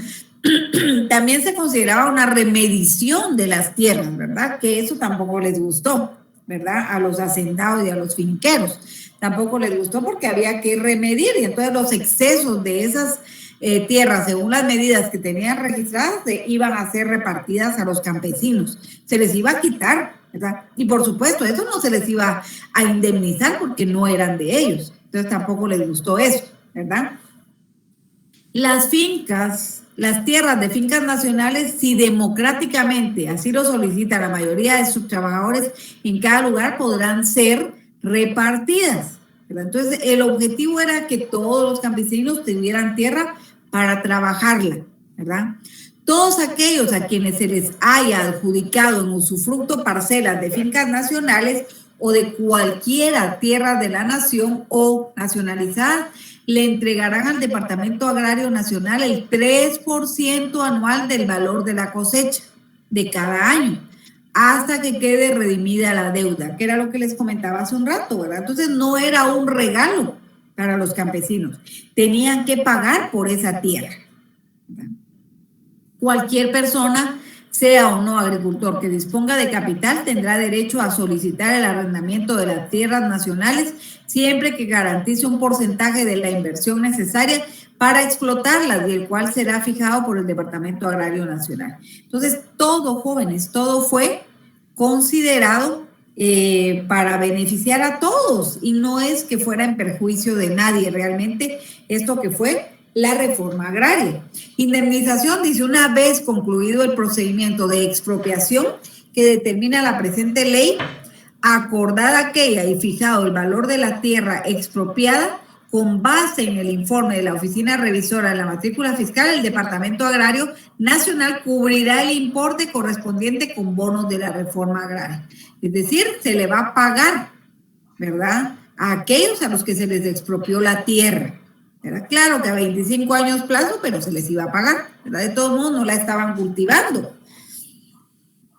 Y aquí están los órganos de la reforma agraria, ¿verdad? El presidente de la República, el Departamento Agrario Nacional, el Consejo Agrario Nacional, las comisiones agrarias departamentales y los comités agrarios locales, que de hecho estos comités agrarios locales, a través de ellos se vinculaba, ¿verdad?, a este Departamento Agrario Nacional para evidenciar las necesidades y todo, cualquier trámite o cualquier gestión que hubiese necesidad, ¿verdad? Conectaba entonces a los campesinos con las autoridades en aquel momento, ¿verdad? Y aquí están los procedimientos que les digo, por el tiempo pues no vamos a leer también, pero ahí está en cuanto a ese decreto 900 que vemos que tomó todo en consideración, ¿verdad? Y de una manera legal. Leamos acá, por favor, chicos y chicas.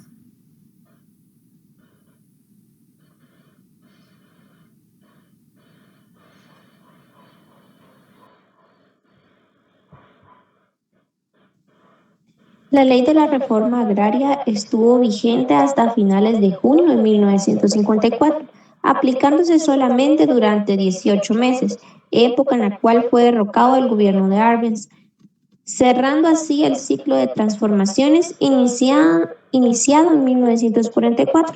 Así, desafortunadamente, esta medida, que constituía el inicio racional desarrollo económico para el país, se vio frenado por los intereses políticos y de clase, que al verse afectados se valieron de cuántas medidas y recursos estuvieran a su alcance hasta conseguir su anulación. De esa forma se congeló la aplicación del decreto 900, que en este lapso de tiempo de aplicación había beneficiado entre un 31 y 40% de los campesinos y trabajadores agrícolas sin tierra. Según recuentos pormenorizados, se llegó a beneficiar hasta 500,000 personas del área rural. Gracias. Entonces ahí vemos pues lo que hizo esta reforma agraria en poco tiempo versus lo que ha logrado la transformación agraria desde 1962 a la fecha, ¿verdad?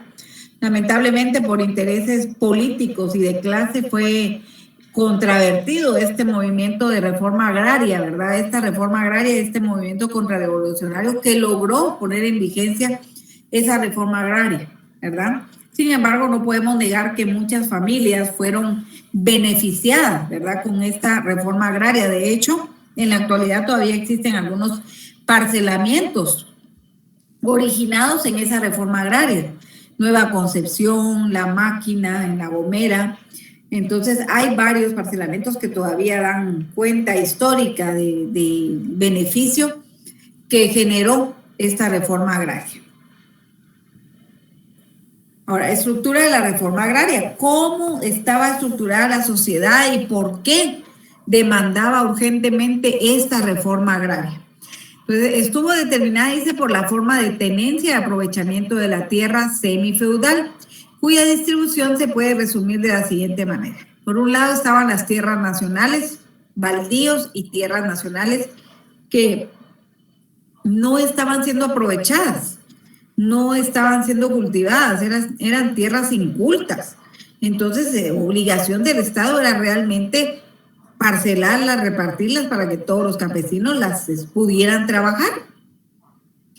Por el otro lado, los latifundios, dedicados a la producción de café, azúcar, caña de azúcar, banano, ¿verdad? Y algunos ganaderos, algunos que se dedicaban a la ganadería.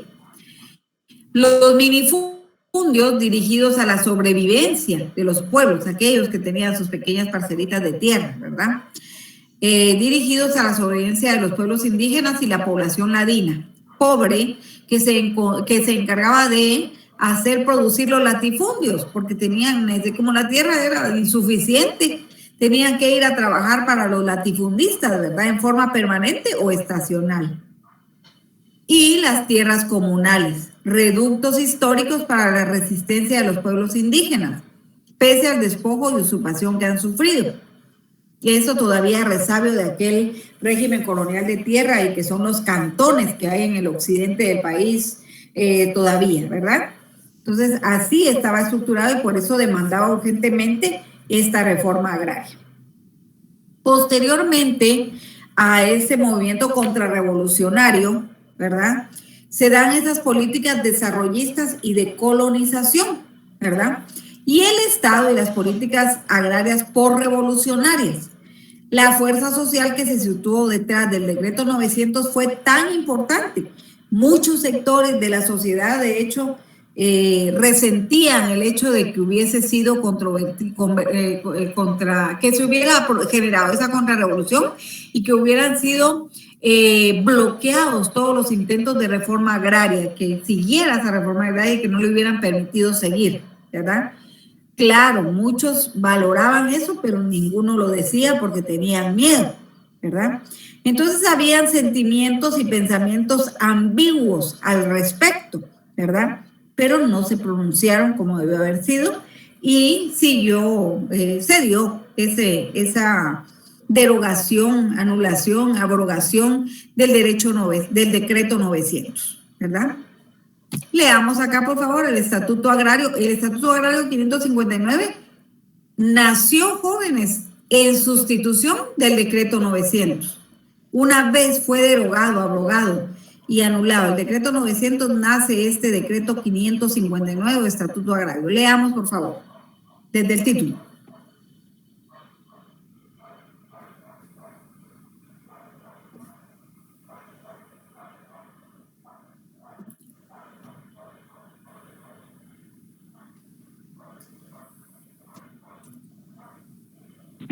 El decreto 559 o estatus agrario fue la base de la política agraria puesta en marcha en la segunda mitad de los 50 y duró hasta 1962. Esta contó con 3 variantes, siendo estas las zonas de desarrollo agrario, microparcelamientos y comunidades agrarias. Ahí estamos, ¿verdad? Entonces ese decreto 559 revirtió el proceso de reforma agraria, ¿verdad? Y hasta 1962, porque en 1962 nace la Ley de Transformación Agraria, ¿verdad? Casi con los mismos propósitos, ¿verdad? Revertir todo proceso de reforma agraria y promover las políticas desarrollistas y de colonización, ¿verdad? Cuenta, dice, con 3 variantes: las zonas de desarrollo agrario, microparcelamientos y comunidades agrarias. Los microparcelamientos son los resultantes de aquella reforma agraria, que ya no se les pudo quitar a los campesinos, porque cuando se les dotó de esa tierra, se les dio con todo su título de propiedad al final, ¿verdad?, antes de que fuera revertido ese proceso. Entonces, seguimos con esas políticas desarrollistas de colonización. Leamos acá, por favor, jóvenes, desde el título.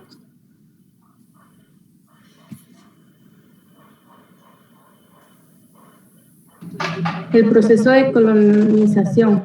La política de distribución de tierras fue reforzada a partir de 1963 con la creación del Instituto Nacional de Transformación Agraria, INTA, cuando se procedió a la colonización de tierras baldías y nacionales ubicadas en Huehuetenango, Quiché, Alta Verapaz, sur del Petén e Izabal, lo que sería la franja transversal del norte. Ahí se podría ubicar a 100,000 familias campesinas y dotarlas de terreno. Gracias. Entonces, las nuevas políticas lo que propugnaron fue la colonización de las tierras vírgenes, que eran tierras de vocación forestal, ¿verdad? Zonas montañosas, en la franja transversal del norte, Huehuetenango, Quiché, Alta Verapaz, Izabal, ¿verdad? Ahí mandaron a los campesinos que no tenían tierra a botar cubierta boscosa, a ubicar su vivienda y a generar una producción de autoconsumo, ¿verdad?, para seguir fomentando, mientras tanto, los empresarios capitalistas, su producción dirigida a abastecer el mercado externo, ¿verdad? Entonces, esa fue la solución que ellos encontraron, ¿verdad? empujar a los campesinos a colonizar tierras vírgenes y tierras con vocación forestal, no con vocación agrícola, ¿verdad? Porque las tierras con vocación agrícola ellos ya las tenían acaparadas, ¿verdad? Y entonces ahí generar una producción de los granos básicos que les satisfacían sus necesidades y hasta ahí, ¿verdad? Muchos siguen sumidos en esas precarias condiciones producto de estas políticas sectoriales que significaron estas políticas de colonización puestas en marcha después de la contrarrevolución. Cuando hablamos de esto, de estos acuerdos de paz a partir de 1996, ¿verdad? Y particularmente del acuerdo sobre aspectos socioeconómicos y situación agraria, tenemos que analizar también que esto es referente a la tenencia de la tierra y qué se ha logrado y qué no se ha logrado, ¿verdad? Leamos, por favor, chicos y chicas, desde el título.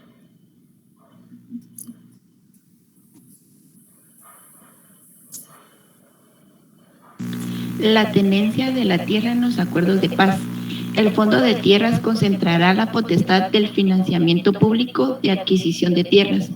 Propiciará financiamiento público, propiciará el establecimiento de un mercado transparente de tierras y facilitará el desarrollo de planes del reordenamiento territorial.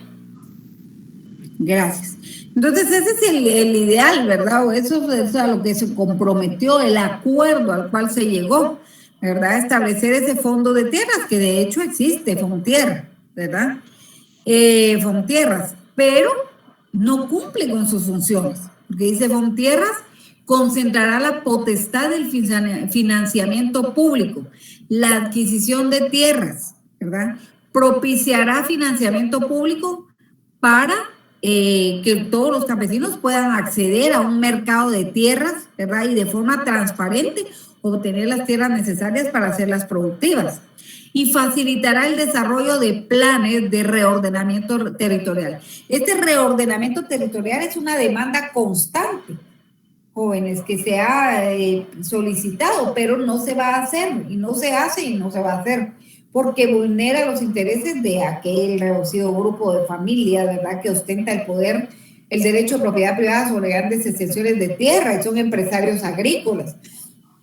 Ellos no quieren, porque al hacerse un reordenamiento territorial, necesariamente hay que evidenciar los límites hasta dónde llega la propiedad de cada uno, y eso no les conviene. Y hacer un registro eficaz, un registro justo, legal, y eso por supuesto no les conviene, ¿verdad?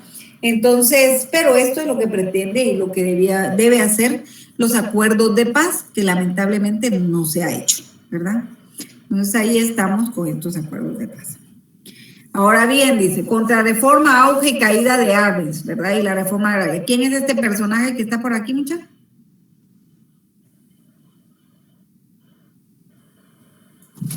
Carlos Castillo Armas. Carlos Castillo Armas, que también fue presidente de Guatemala y que promovió, ¿verdad? Fue también precursor de ese movimiento contrarrevolucionario. Pactó y convino con los grupos contrarios a las políticas de Jacobo Arbenz en aquel momento.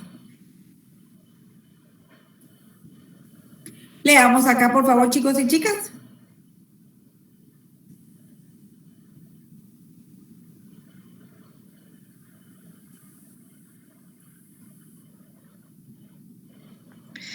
Auge de Arbenz en junio de 1954. El auge y la caída del presidente Jacobo Arbenz están marcados por dos por dos hitos históricos que sucedieron durante un mes de junio de diferentes años. El primero fue la declaratoria de la reforma agraria en 1952. El segundo lo constituyó la invasión estadounidense en 1954. El decreto 900 permitió la expropiación de fincas no cultivadas y su entrega a los campesinos a través de los comités agrarios locales. Los finqueros expropiados recibieron una indemnización en abonos del Estado a 25 años plazo, con una tasa de interés anual del 3%. La reforma agraria duró 18 meses, beneficiando a 100.000 familias campesinas. El valor de las apropiaciones alcanzó los 8.5 millones. También afectaron 101 fincas nacionales y la parte sin cultivar de las propiedades de 2 ministros de Estado, quienes continuaron en el gobierno. Gracias. Entonces ahí estamos con esto que es el auge y caída, ¿verdad?, del presidente Jacobo Arbenz, ¿verdad? Y que lamentablemente, pues, vemos que está marcado por esos dos acontecimientos, ¿verdad? Primero, pues, la declaratoria de la reforma agraria en 1952 y luego la invasión estadounidense y ese movimiento contrarrevolucionario en 1954. También vemos todos esos logros del decreto 900 en el poco tiempo que estuvo vigente, ¿verdad? Pero que no se pudieron lograr, ¿verdad? Y lamentablemente, pues, bueno, y vemos también que todos, no hubo privilegios, ¿verdad? Todos fueron afectos a las expropiaciones, ¿verdad? Entonces ahí había una imparcialidad también. Entonces, al expropiar a la United Fruit Company en aquel momento histórico que tenía grandes extensiones de tierra a su disposición, que fue un regalo de esos gobiernos cafetaleros en Guatemala, ¿verdad? Y también mi inglés no es muy bueno, pero ahí voy, a la Electric Bond and Share Company, que era la que proveía de electricidad con capital extranjero, particularmente estadounidense, que también tenía grandes extensiones de tierra, y también la IRCA, ¿verdad?, la ferrocarrilera. Entonces, cuando el presidente Jacobo Arbenz los tocó, ¿verdad?, expropiándoles tierras o que habían sido regalo de los dictadores anteriores, ¿verdad?, se tuvo que enfrentar al gobierno de los Estados Unidos, que no estaba contento. El secretario de gobierno era accionista de la bananera, de la United Fruit Company, y era John Foster Dulles, ¿verdad?, que era hermano del director de la CIA, en aquel momento, Allen Dulles, y el presidente de Estados Unidos era Eisenhower, Dwight Eisenhower. La United Fruit Company era una empresa extranjera, era la empresa extranjera más grande en Guatemala, ¿verdad? La UFCO, también llamada UFCO, ¿eh? Era una compañía estadounidense que se dedicaba a la producción y a la venta del banano.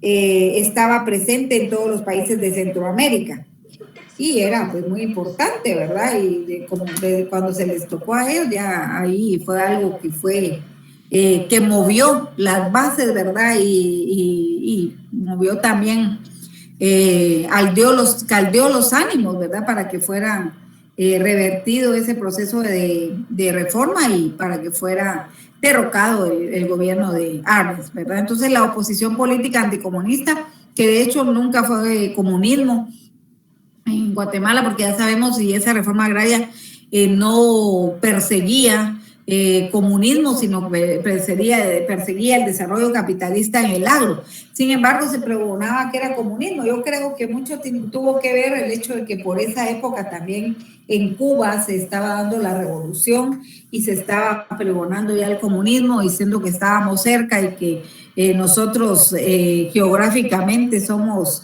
un lugar, pues, muy particular, estratégico, porque somos puente con Estados Unidos, ¿verdad?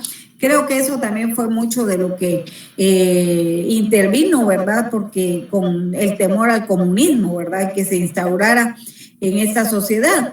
Entonces, la oposición política anticomunista, organizada desde el gobierno de Arévalo, incrementó sus acciones subversivas con apoyo de la Iglesia Católica. En aquel momento la Iglesia Católica tuvo mucho que ver, ¿verdad?, porque pregonaba comunismo realmente. Esto representado por el arzobispo en aquel momento, el arzobispo Mariano Rosell y Arellano, y también la CIA, ¿verdad? Entonces, un 17 de junio de 1954, ya lo leía el compañero hace un momento, ¿verdad?, entran por la frontera de Honduras columnas armadas entrenadas por la CIA con el objetivo de derrocar al presidente Jacobo Arbenz. Oficiales del ejército rindieron las armas, ¿verdad?, sin combatir. se consideró una traición a la patria y al comandante en jefe en aquel momento, que era Jacobo Arbenz Guzmán, ¿verdad? Liderado por Romeo Lucas García, el general Romeo Lucas García, que posteriormente fue presidente de Guatemala también. Y tras varios ataques, el gobierno revolucionario de Arbenz cayó, ¿verdad? Un 26 de junio de 1954. Y ahí está, ¿verdad? Los medios, la prensa en aquel momento, ¿verdad? Dando la noticia, ¿verdad? El apoyo moral por Monseñor Mariano Rosell Arellano, el cerebro de la operación, Allen Dulles, aquí el caudillo, ¿verdad? Carlos Castillo Armas, el embajador de Estados Unidos, secretario de Estado. Entonces, aquí está los medios, ¿verdad?, de comunicación ya dando la noticia de la caída de Arbenz en aquel momento histórico. Esto que es la pintura, esta pintura se denomina la gloriosa victoria, ¿verdad? Y es una pintura que regala a Guatemala Diego Rivera, un pintor mexicano, haciendo referencia a ese movimiento contrarrevolucionario en Guatemala, ¿verdad? Y que lamentablemente pues tiene esta pintura, tiene su significado, porque denuncia la invasión de Guatemala por las fuerzas militares de Estados Unidos para derrocar al gobierno de Jacobo Arbenz y defender los intereses de la compañía bananera específicamente, ¿verdad? De ahí vemos que, por ejemplo, aquí está la compañía bananera representada, ¿verdad? Esta es una bomba que tiene la cara de Dwight Eisenhower, que era el presidente de Estados Unidos en aquel momento. Castillo Armas pactando, conviniendo, negociando, la iglesia, ¿verdad? Y nuevamente los campesinos aquí que perdieron, ¿verdad? Derrocados. Entonces ahí estamos, esta es la gloriosa victoria, así se denomina esta pintura. También si van al Museo Numismático, allá en el Banco de Guatemala, en la parte de abajo del Banco de Guatemala, ahí está el Museo Numismático, ahí van a encontrar esta pintura. Los exhorto a que vayan, no creo que sea tan caro y realmente es bien enriquecedor y bien instructivo ese paseíto que se da uno por ese museo, es muy bonito. Es gratis, licenciada, si no estoy mal, disculpe que me interrumpa. Mire, con todo y eso usted, a la que bueno ustedes, que sea gratis, imagínense, vayan, es muy bonito, ahí se van a dar cuenta de tanta, ¿qué manda, madre? ¿Dónde es? En el Banco de Guatemala, en la parte de abajo del Banco de Guatemala, en el primer nivel. Ahí van a encontrar en numismático. Miren, es una belleza, les va a gustar la historia pura a ustedes. Vayan. Ahí sí van, me cuentan mucha, bueno, me mandan fotos. No, lo comparten aquí, lo compartimos aquí. Sí van. Bueno, jóvenes, entonces de tal manera, jóvenes, que esta reforma agraria se propuso, ¿verdad?, como un instrumento estratégico de desarrollo. La finalidad era la de establecer un proceso independiente de desarrollo, un proceso independiente de desarrollo también del mercado interno, ¿verdad? Además, sentar las bases para la industrialización en Guatemala, la construcción de infraestructura, ¿verdad?, con el propósito de hacernos más independientes, eso fue muy importante. Fue trascendental también, ¿verdad? Además, la participación masiva de los campesinos, porque les digo y repito, ¿verdad?, fue la primera vez en que los campesinos tuvieron voz y voto en algo que les beneficiaba a ellos particularmente. Antes de eso no tenían voz, no tenían voto, ¿verdad? Hubo una influencia decisiva entonces del proceso de reforma agraria por parte del presidente coronel Jacobo Arbenz Guzmán. Esa ley decretada por el Congreso de la República un 17 de junio de 1952, que fue el decreto 900, ley de reforma agraria, estableció un proceso de desarrollo que fuera un desarrollo capitalista, que fuera un desarrollo independiente, liquidando la propiedad feudal, definitivamente, desarrollando métodos capitalistas de producción agrícola, ¿verdad? Eso era lo fundamental, aboliendo todas las formas de servidumbre y esclavitud, ¿verdad? No pago en trabajo por la tierra, no pago en especie por la tierra, no sometimiento por parte de los campesinos, no servidumbre, ¿verdad? Posibilidad de pagar una renta por la tierra, ¿verdad? Además, dotar de tierra a los campesinos que tenían muy poca y a los que no tenían, ¿verdad? Dentro de esa reforma agraria. Y esto se iba a alcanzar a través de la expropiación de las tierras incultas, ¿verdad? Exceptuando las menores de 2 caballerías, ¿verdad? Y también, no sé, como les digo, había límites, ¿verdad? Hasta los cuales se les podía expropiar las tierras a sus dueños. Además, se estaba contemplado el apoyo financiero a los campesinos a través del Banco Nacional Agrario. Una asistencia técnica que era proveída, que iba a ser proveída a los campesinos por parte de la Oficina de Programas de Producción Agrícola y además por el INFOP, que era el Instituto de Fomento de la Producción. Lamentablemente, cuando cae el régimen de Jacobo Arbenz, se suspende todo proceso de reforma agraria. Todas nuestras esperanzas por un mejor desarrollo y un bienestar más justo y equitativo para la sociedad se van también, ¿verdad? Y se establecen nuevas políticas de tierra en propiedad que no resuelven para nada la carencia de tierra de nuestra gente, ¿verdad? En 1956 se decretó el Estatuto Agrario y posteriormente en 1962 les decía la Ley de Transformación Agraria, decreto 1551, pero que no ha logrado cambios que sean significativos a las estructuras de la sociedad rural, menos beneficiosos a esa población campesina, ¿verdad? Entonces, el proceso de reforma agraria, jóvenes, es esencialmente el resultado de las relaciones sociales. Solo la sociedad, solo el ser humano asociado puede demostrar su fuerza, ¿verdad? Y generar cambios que van tendentes a su mejora, por supuesto. Hay que tomar en consideración, jóvenes, lo que les decía hace un momento, una reforma agraria es muy importante, ¿verdad? Pero no va a generar cambios políticos, genera cambios políticos, económicos, sociales, pero no cambia el régimen económico, político y social, ¿verdad? Porque es un movimiento que se lleva a cabo rápidamente. Entonces no va a cambiar. Claro que es muy importante económicamente, políticamente, socialmente, pero no determina el cambio del régimen económico, político y social.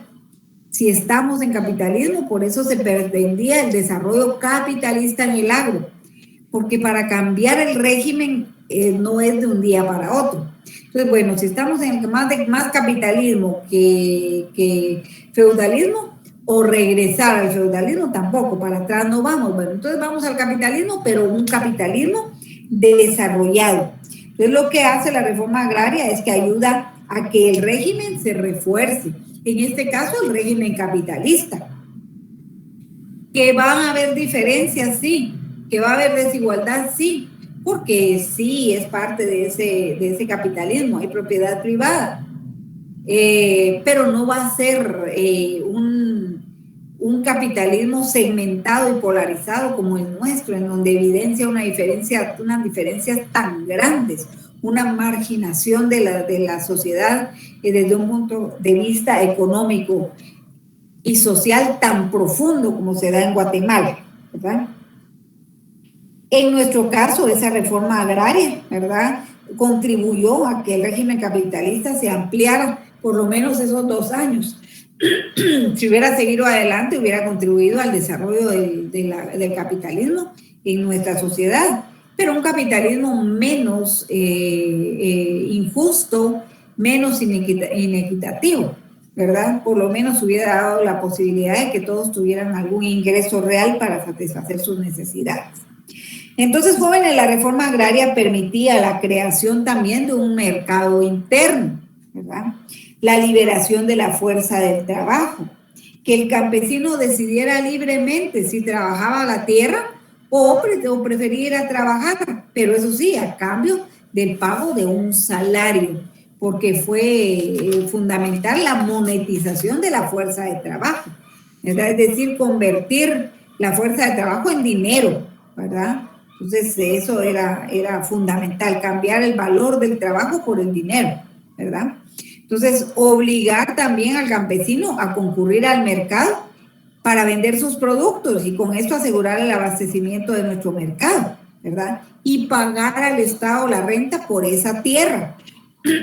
Eso era fundamental, era considerado también dentro de la reforma agraria.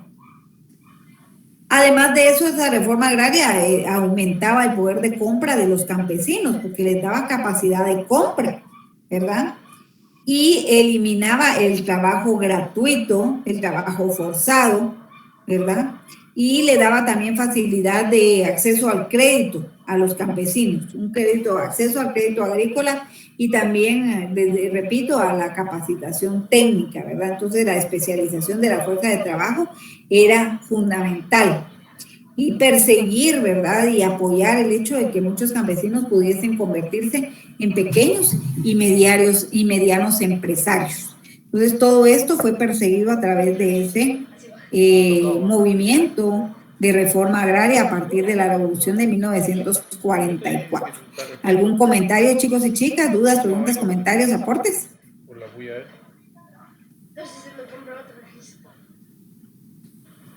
Estoy viendo.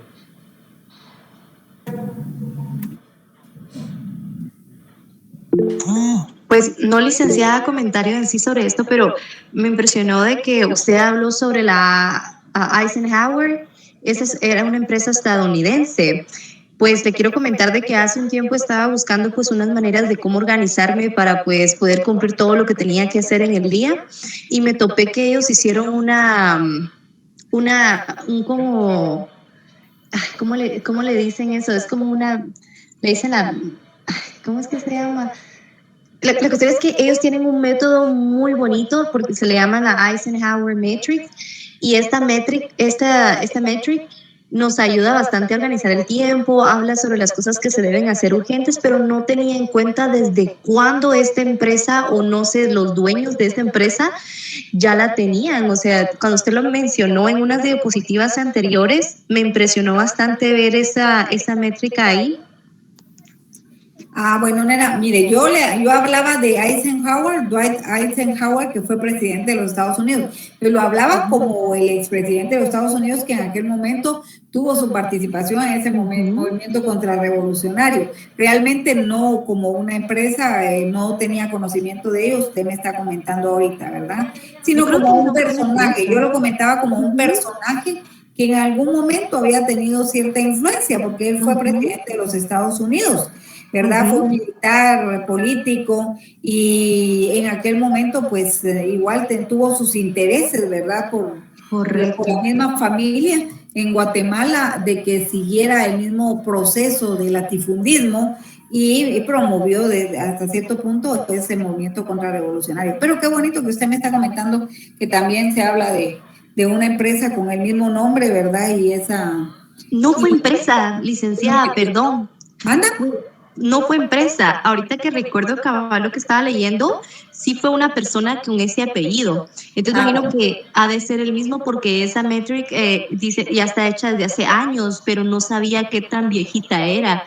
Y pues en ella cabal narra cómo nosotros podemos priorizar nuestro tiempo, asegurarnos de hacer las cosas urgentes que tienen consecuencia inmediata en ese momento. Y ahorita que usted me dijo que era militar, ahora entiendo el por qué esta persona pues tenía ese nivel de organización. Bueno, está bien, nena, gracias por compartir.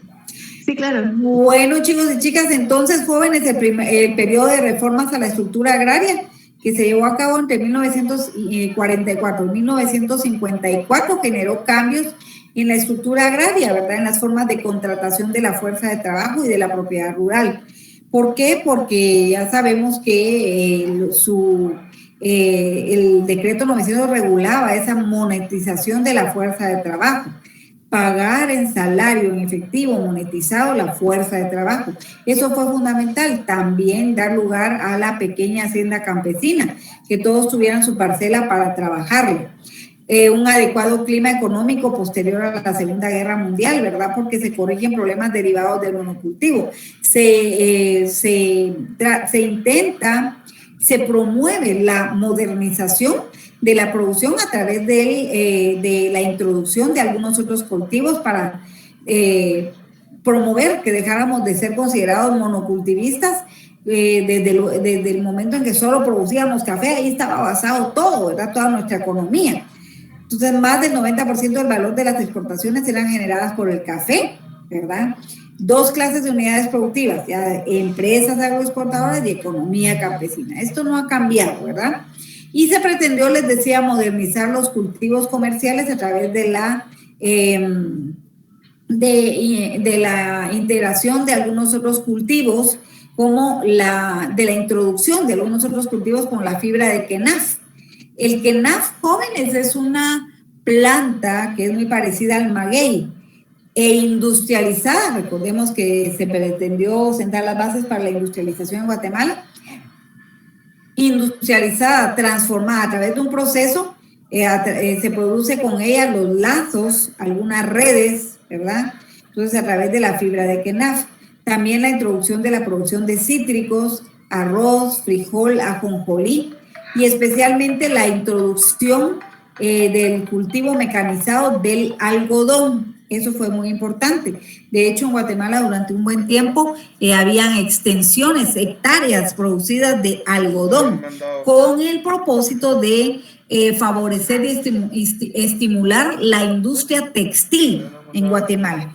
Lamentablemente, jóvenes, la producción del algodón requiere demasiada inversión, ¿verdad? Y demasiada fuerza de trabajo. Para sembrar el algodón, el suelo hay que llevarlo a una calidad de talco. Tiene que ser tan tratado hasta llevarlo a una calidad de talco. Tiene que ser muy fino, ¿verdad? El suelo en donde se va a producir el algodón. La fumigación tiene que ser vía aérea, ¿verdad? Lo hacen con avionetas. Y la cosecha es muy delicada para cosechar las boyas de algodón, ¿verdad?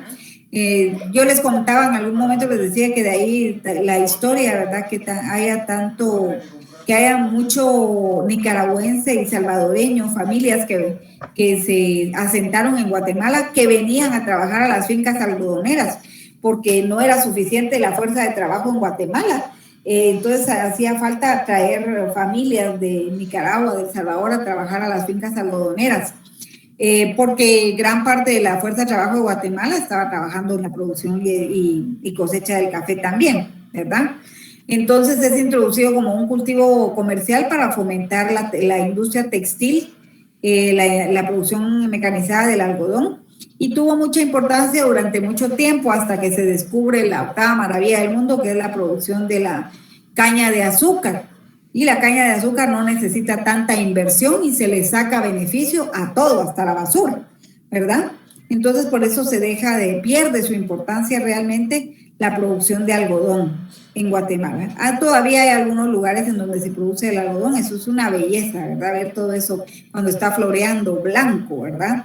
Pero ya no es tanto como fue en un momento en la historia de nuestro país, ¿verdad?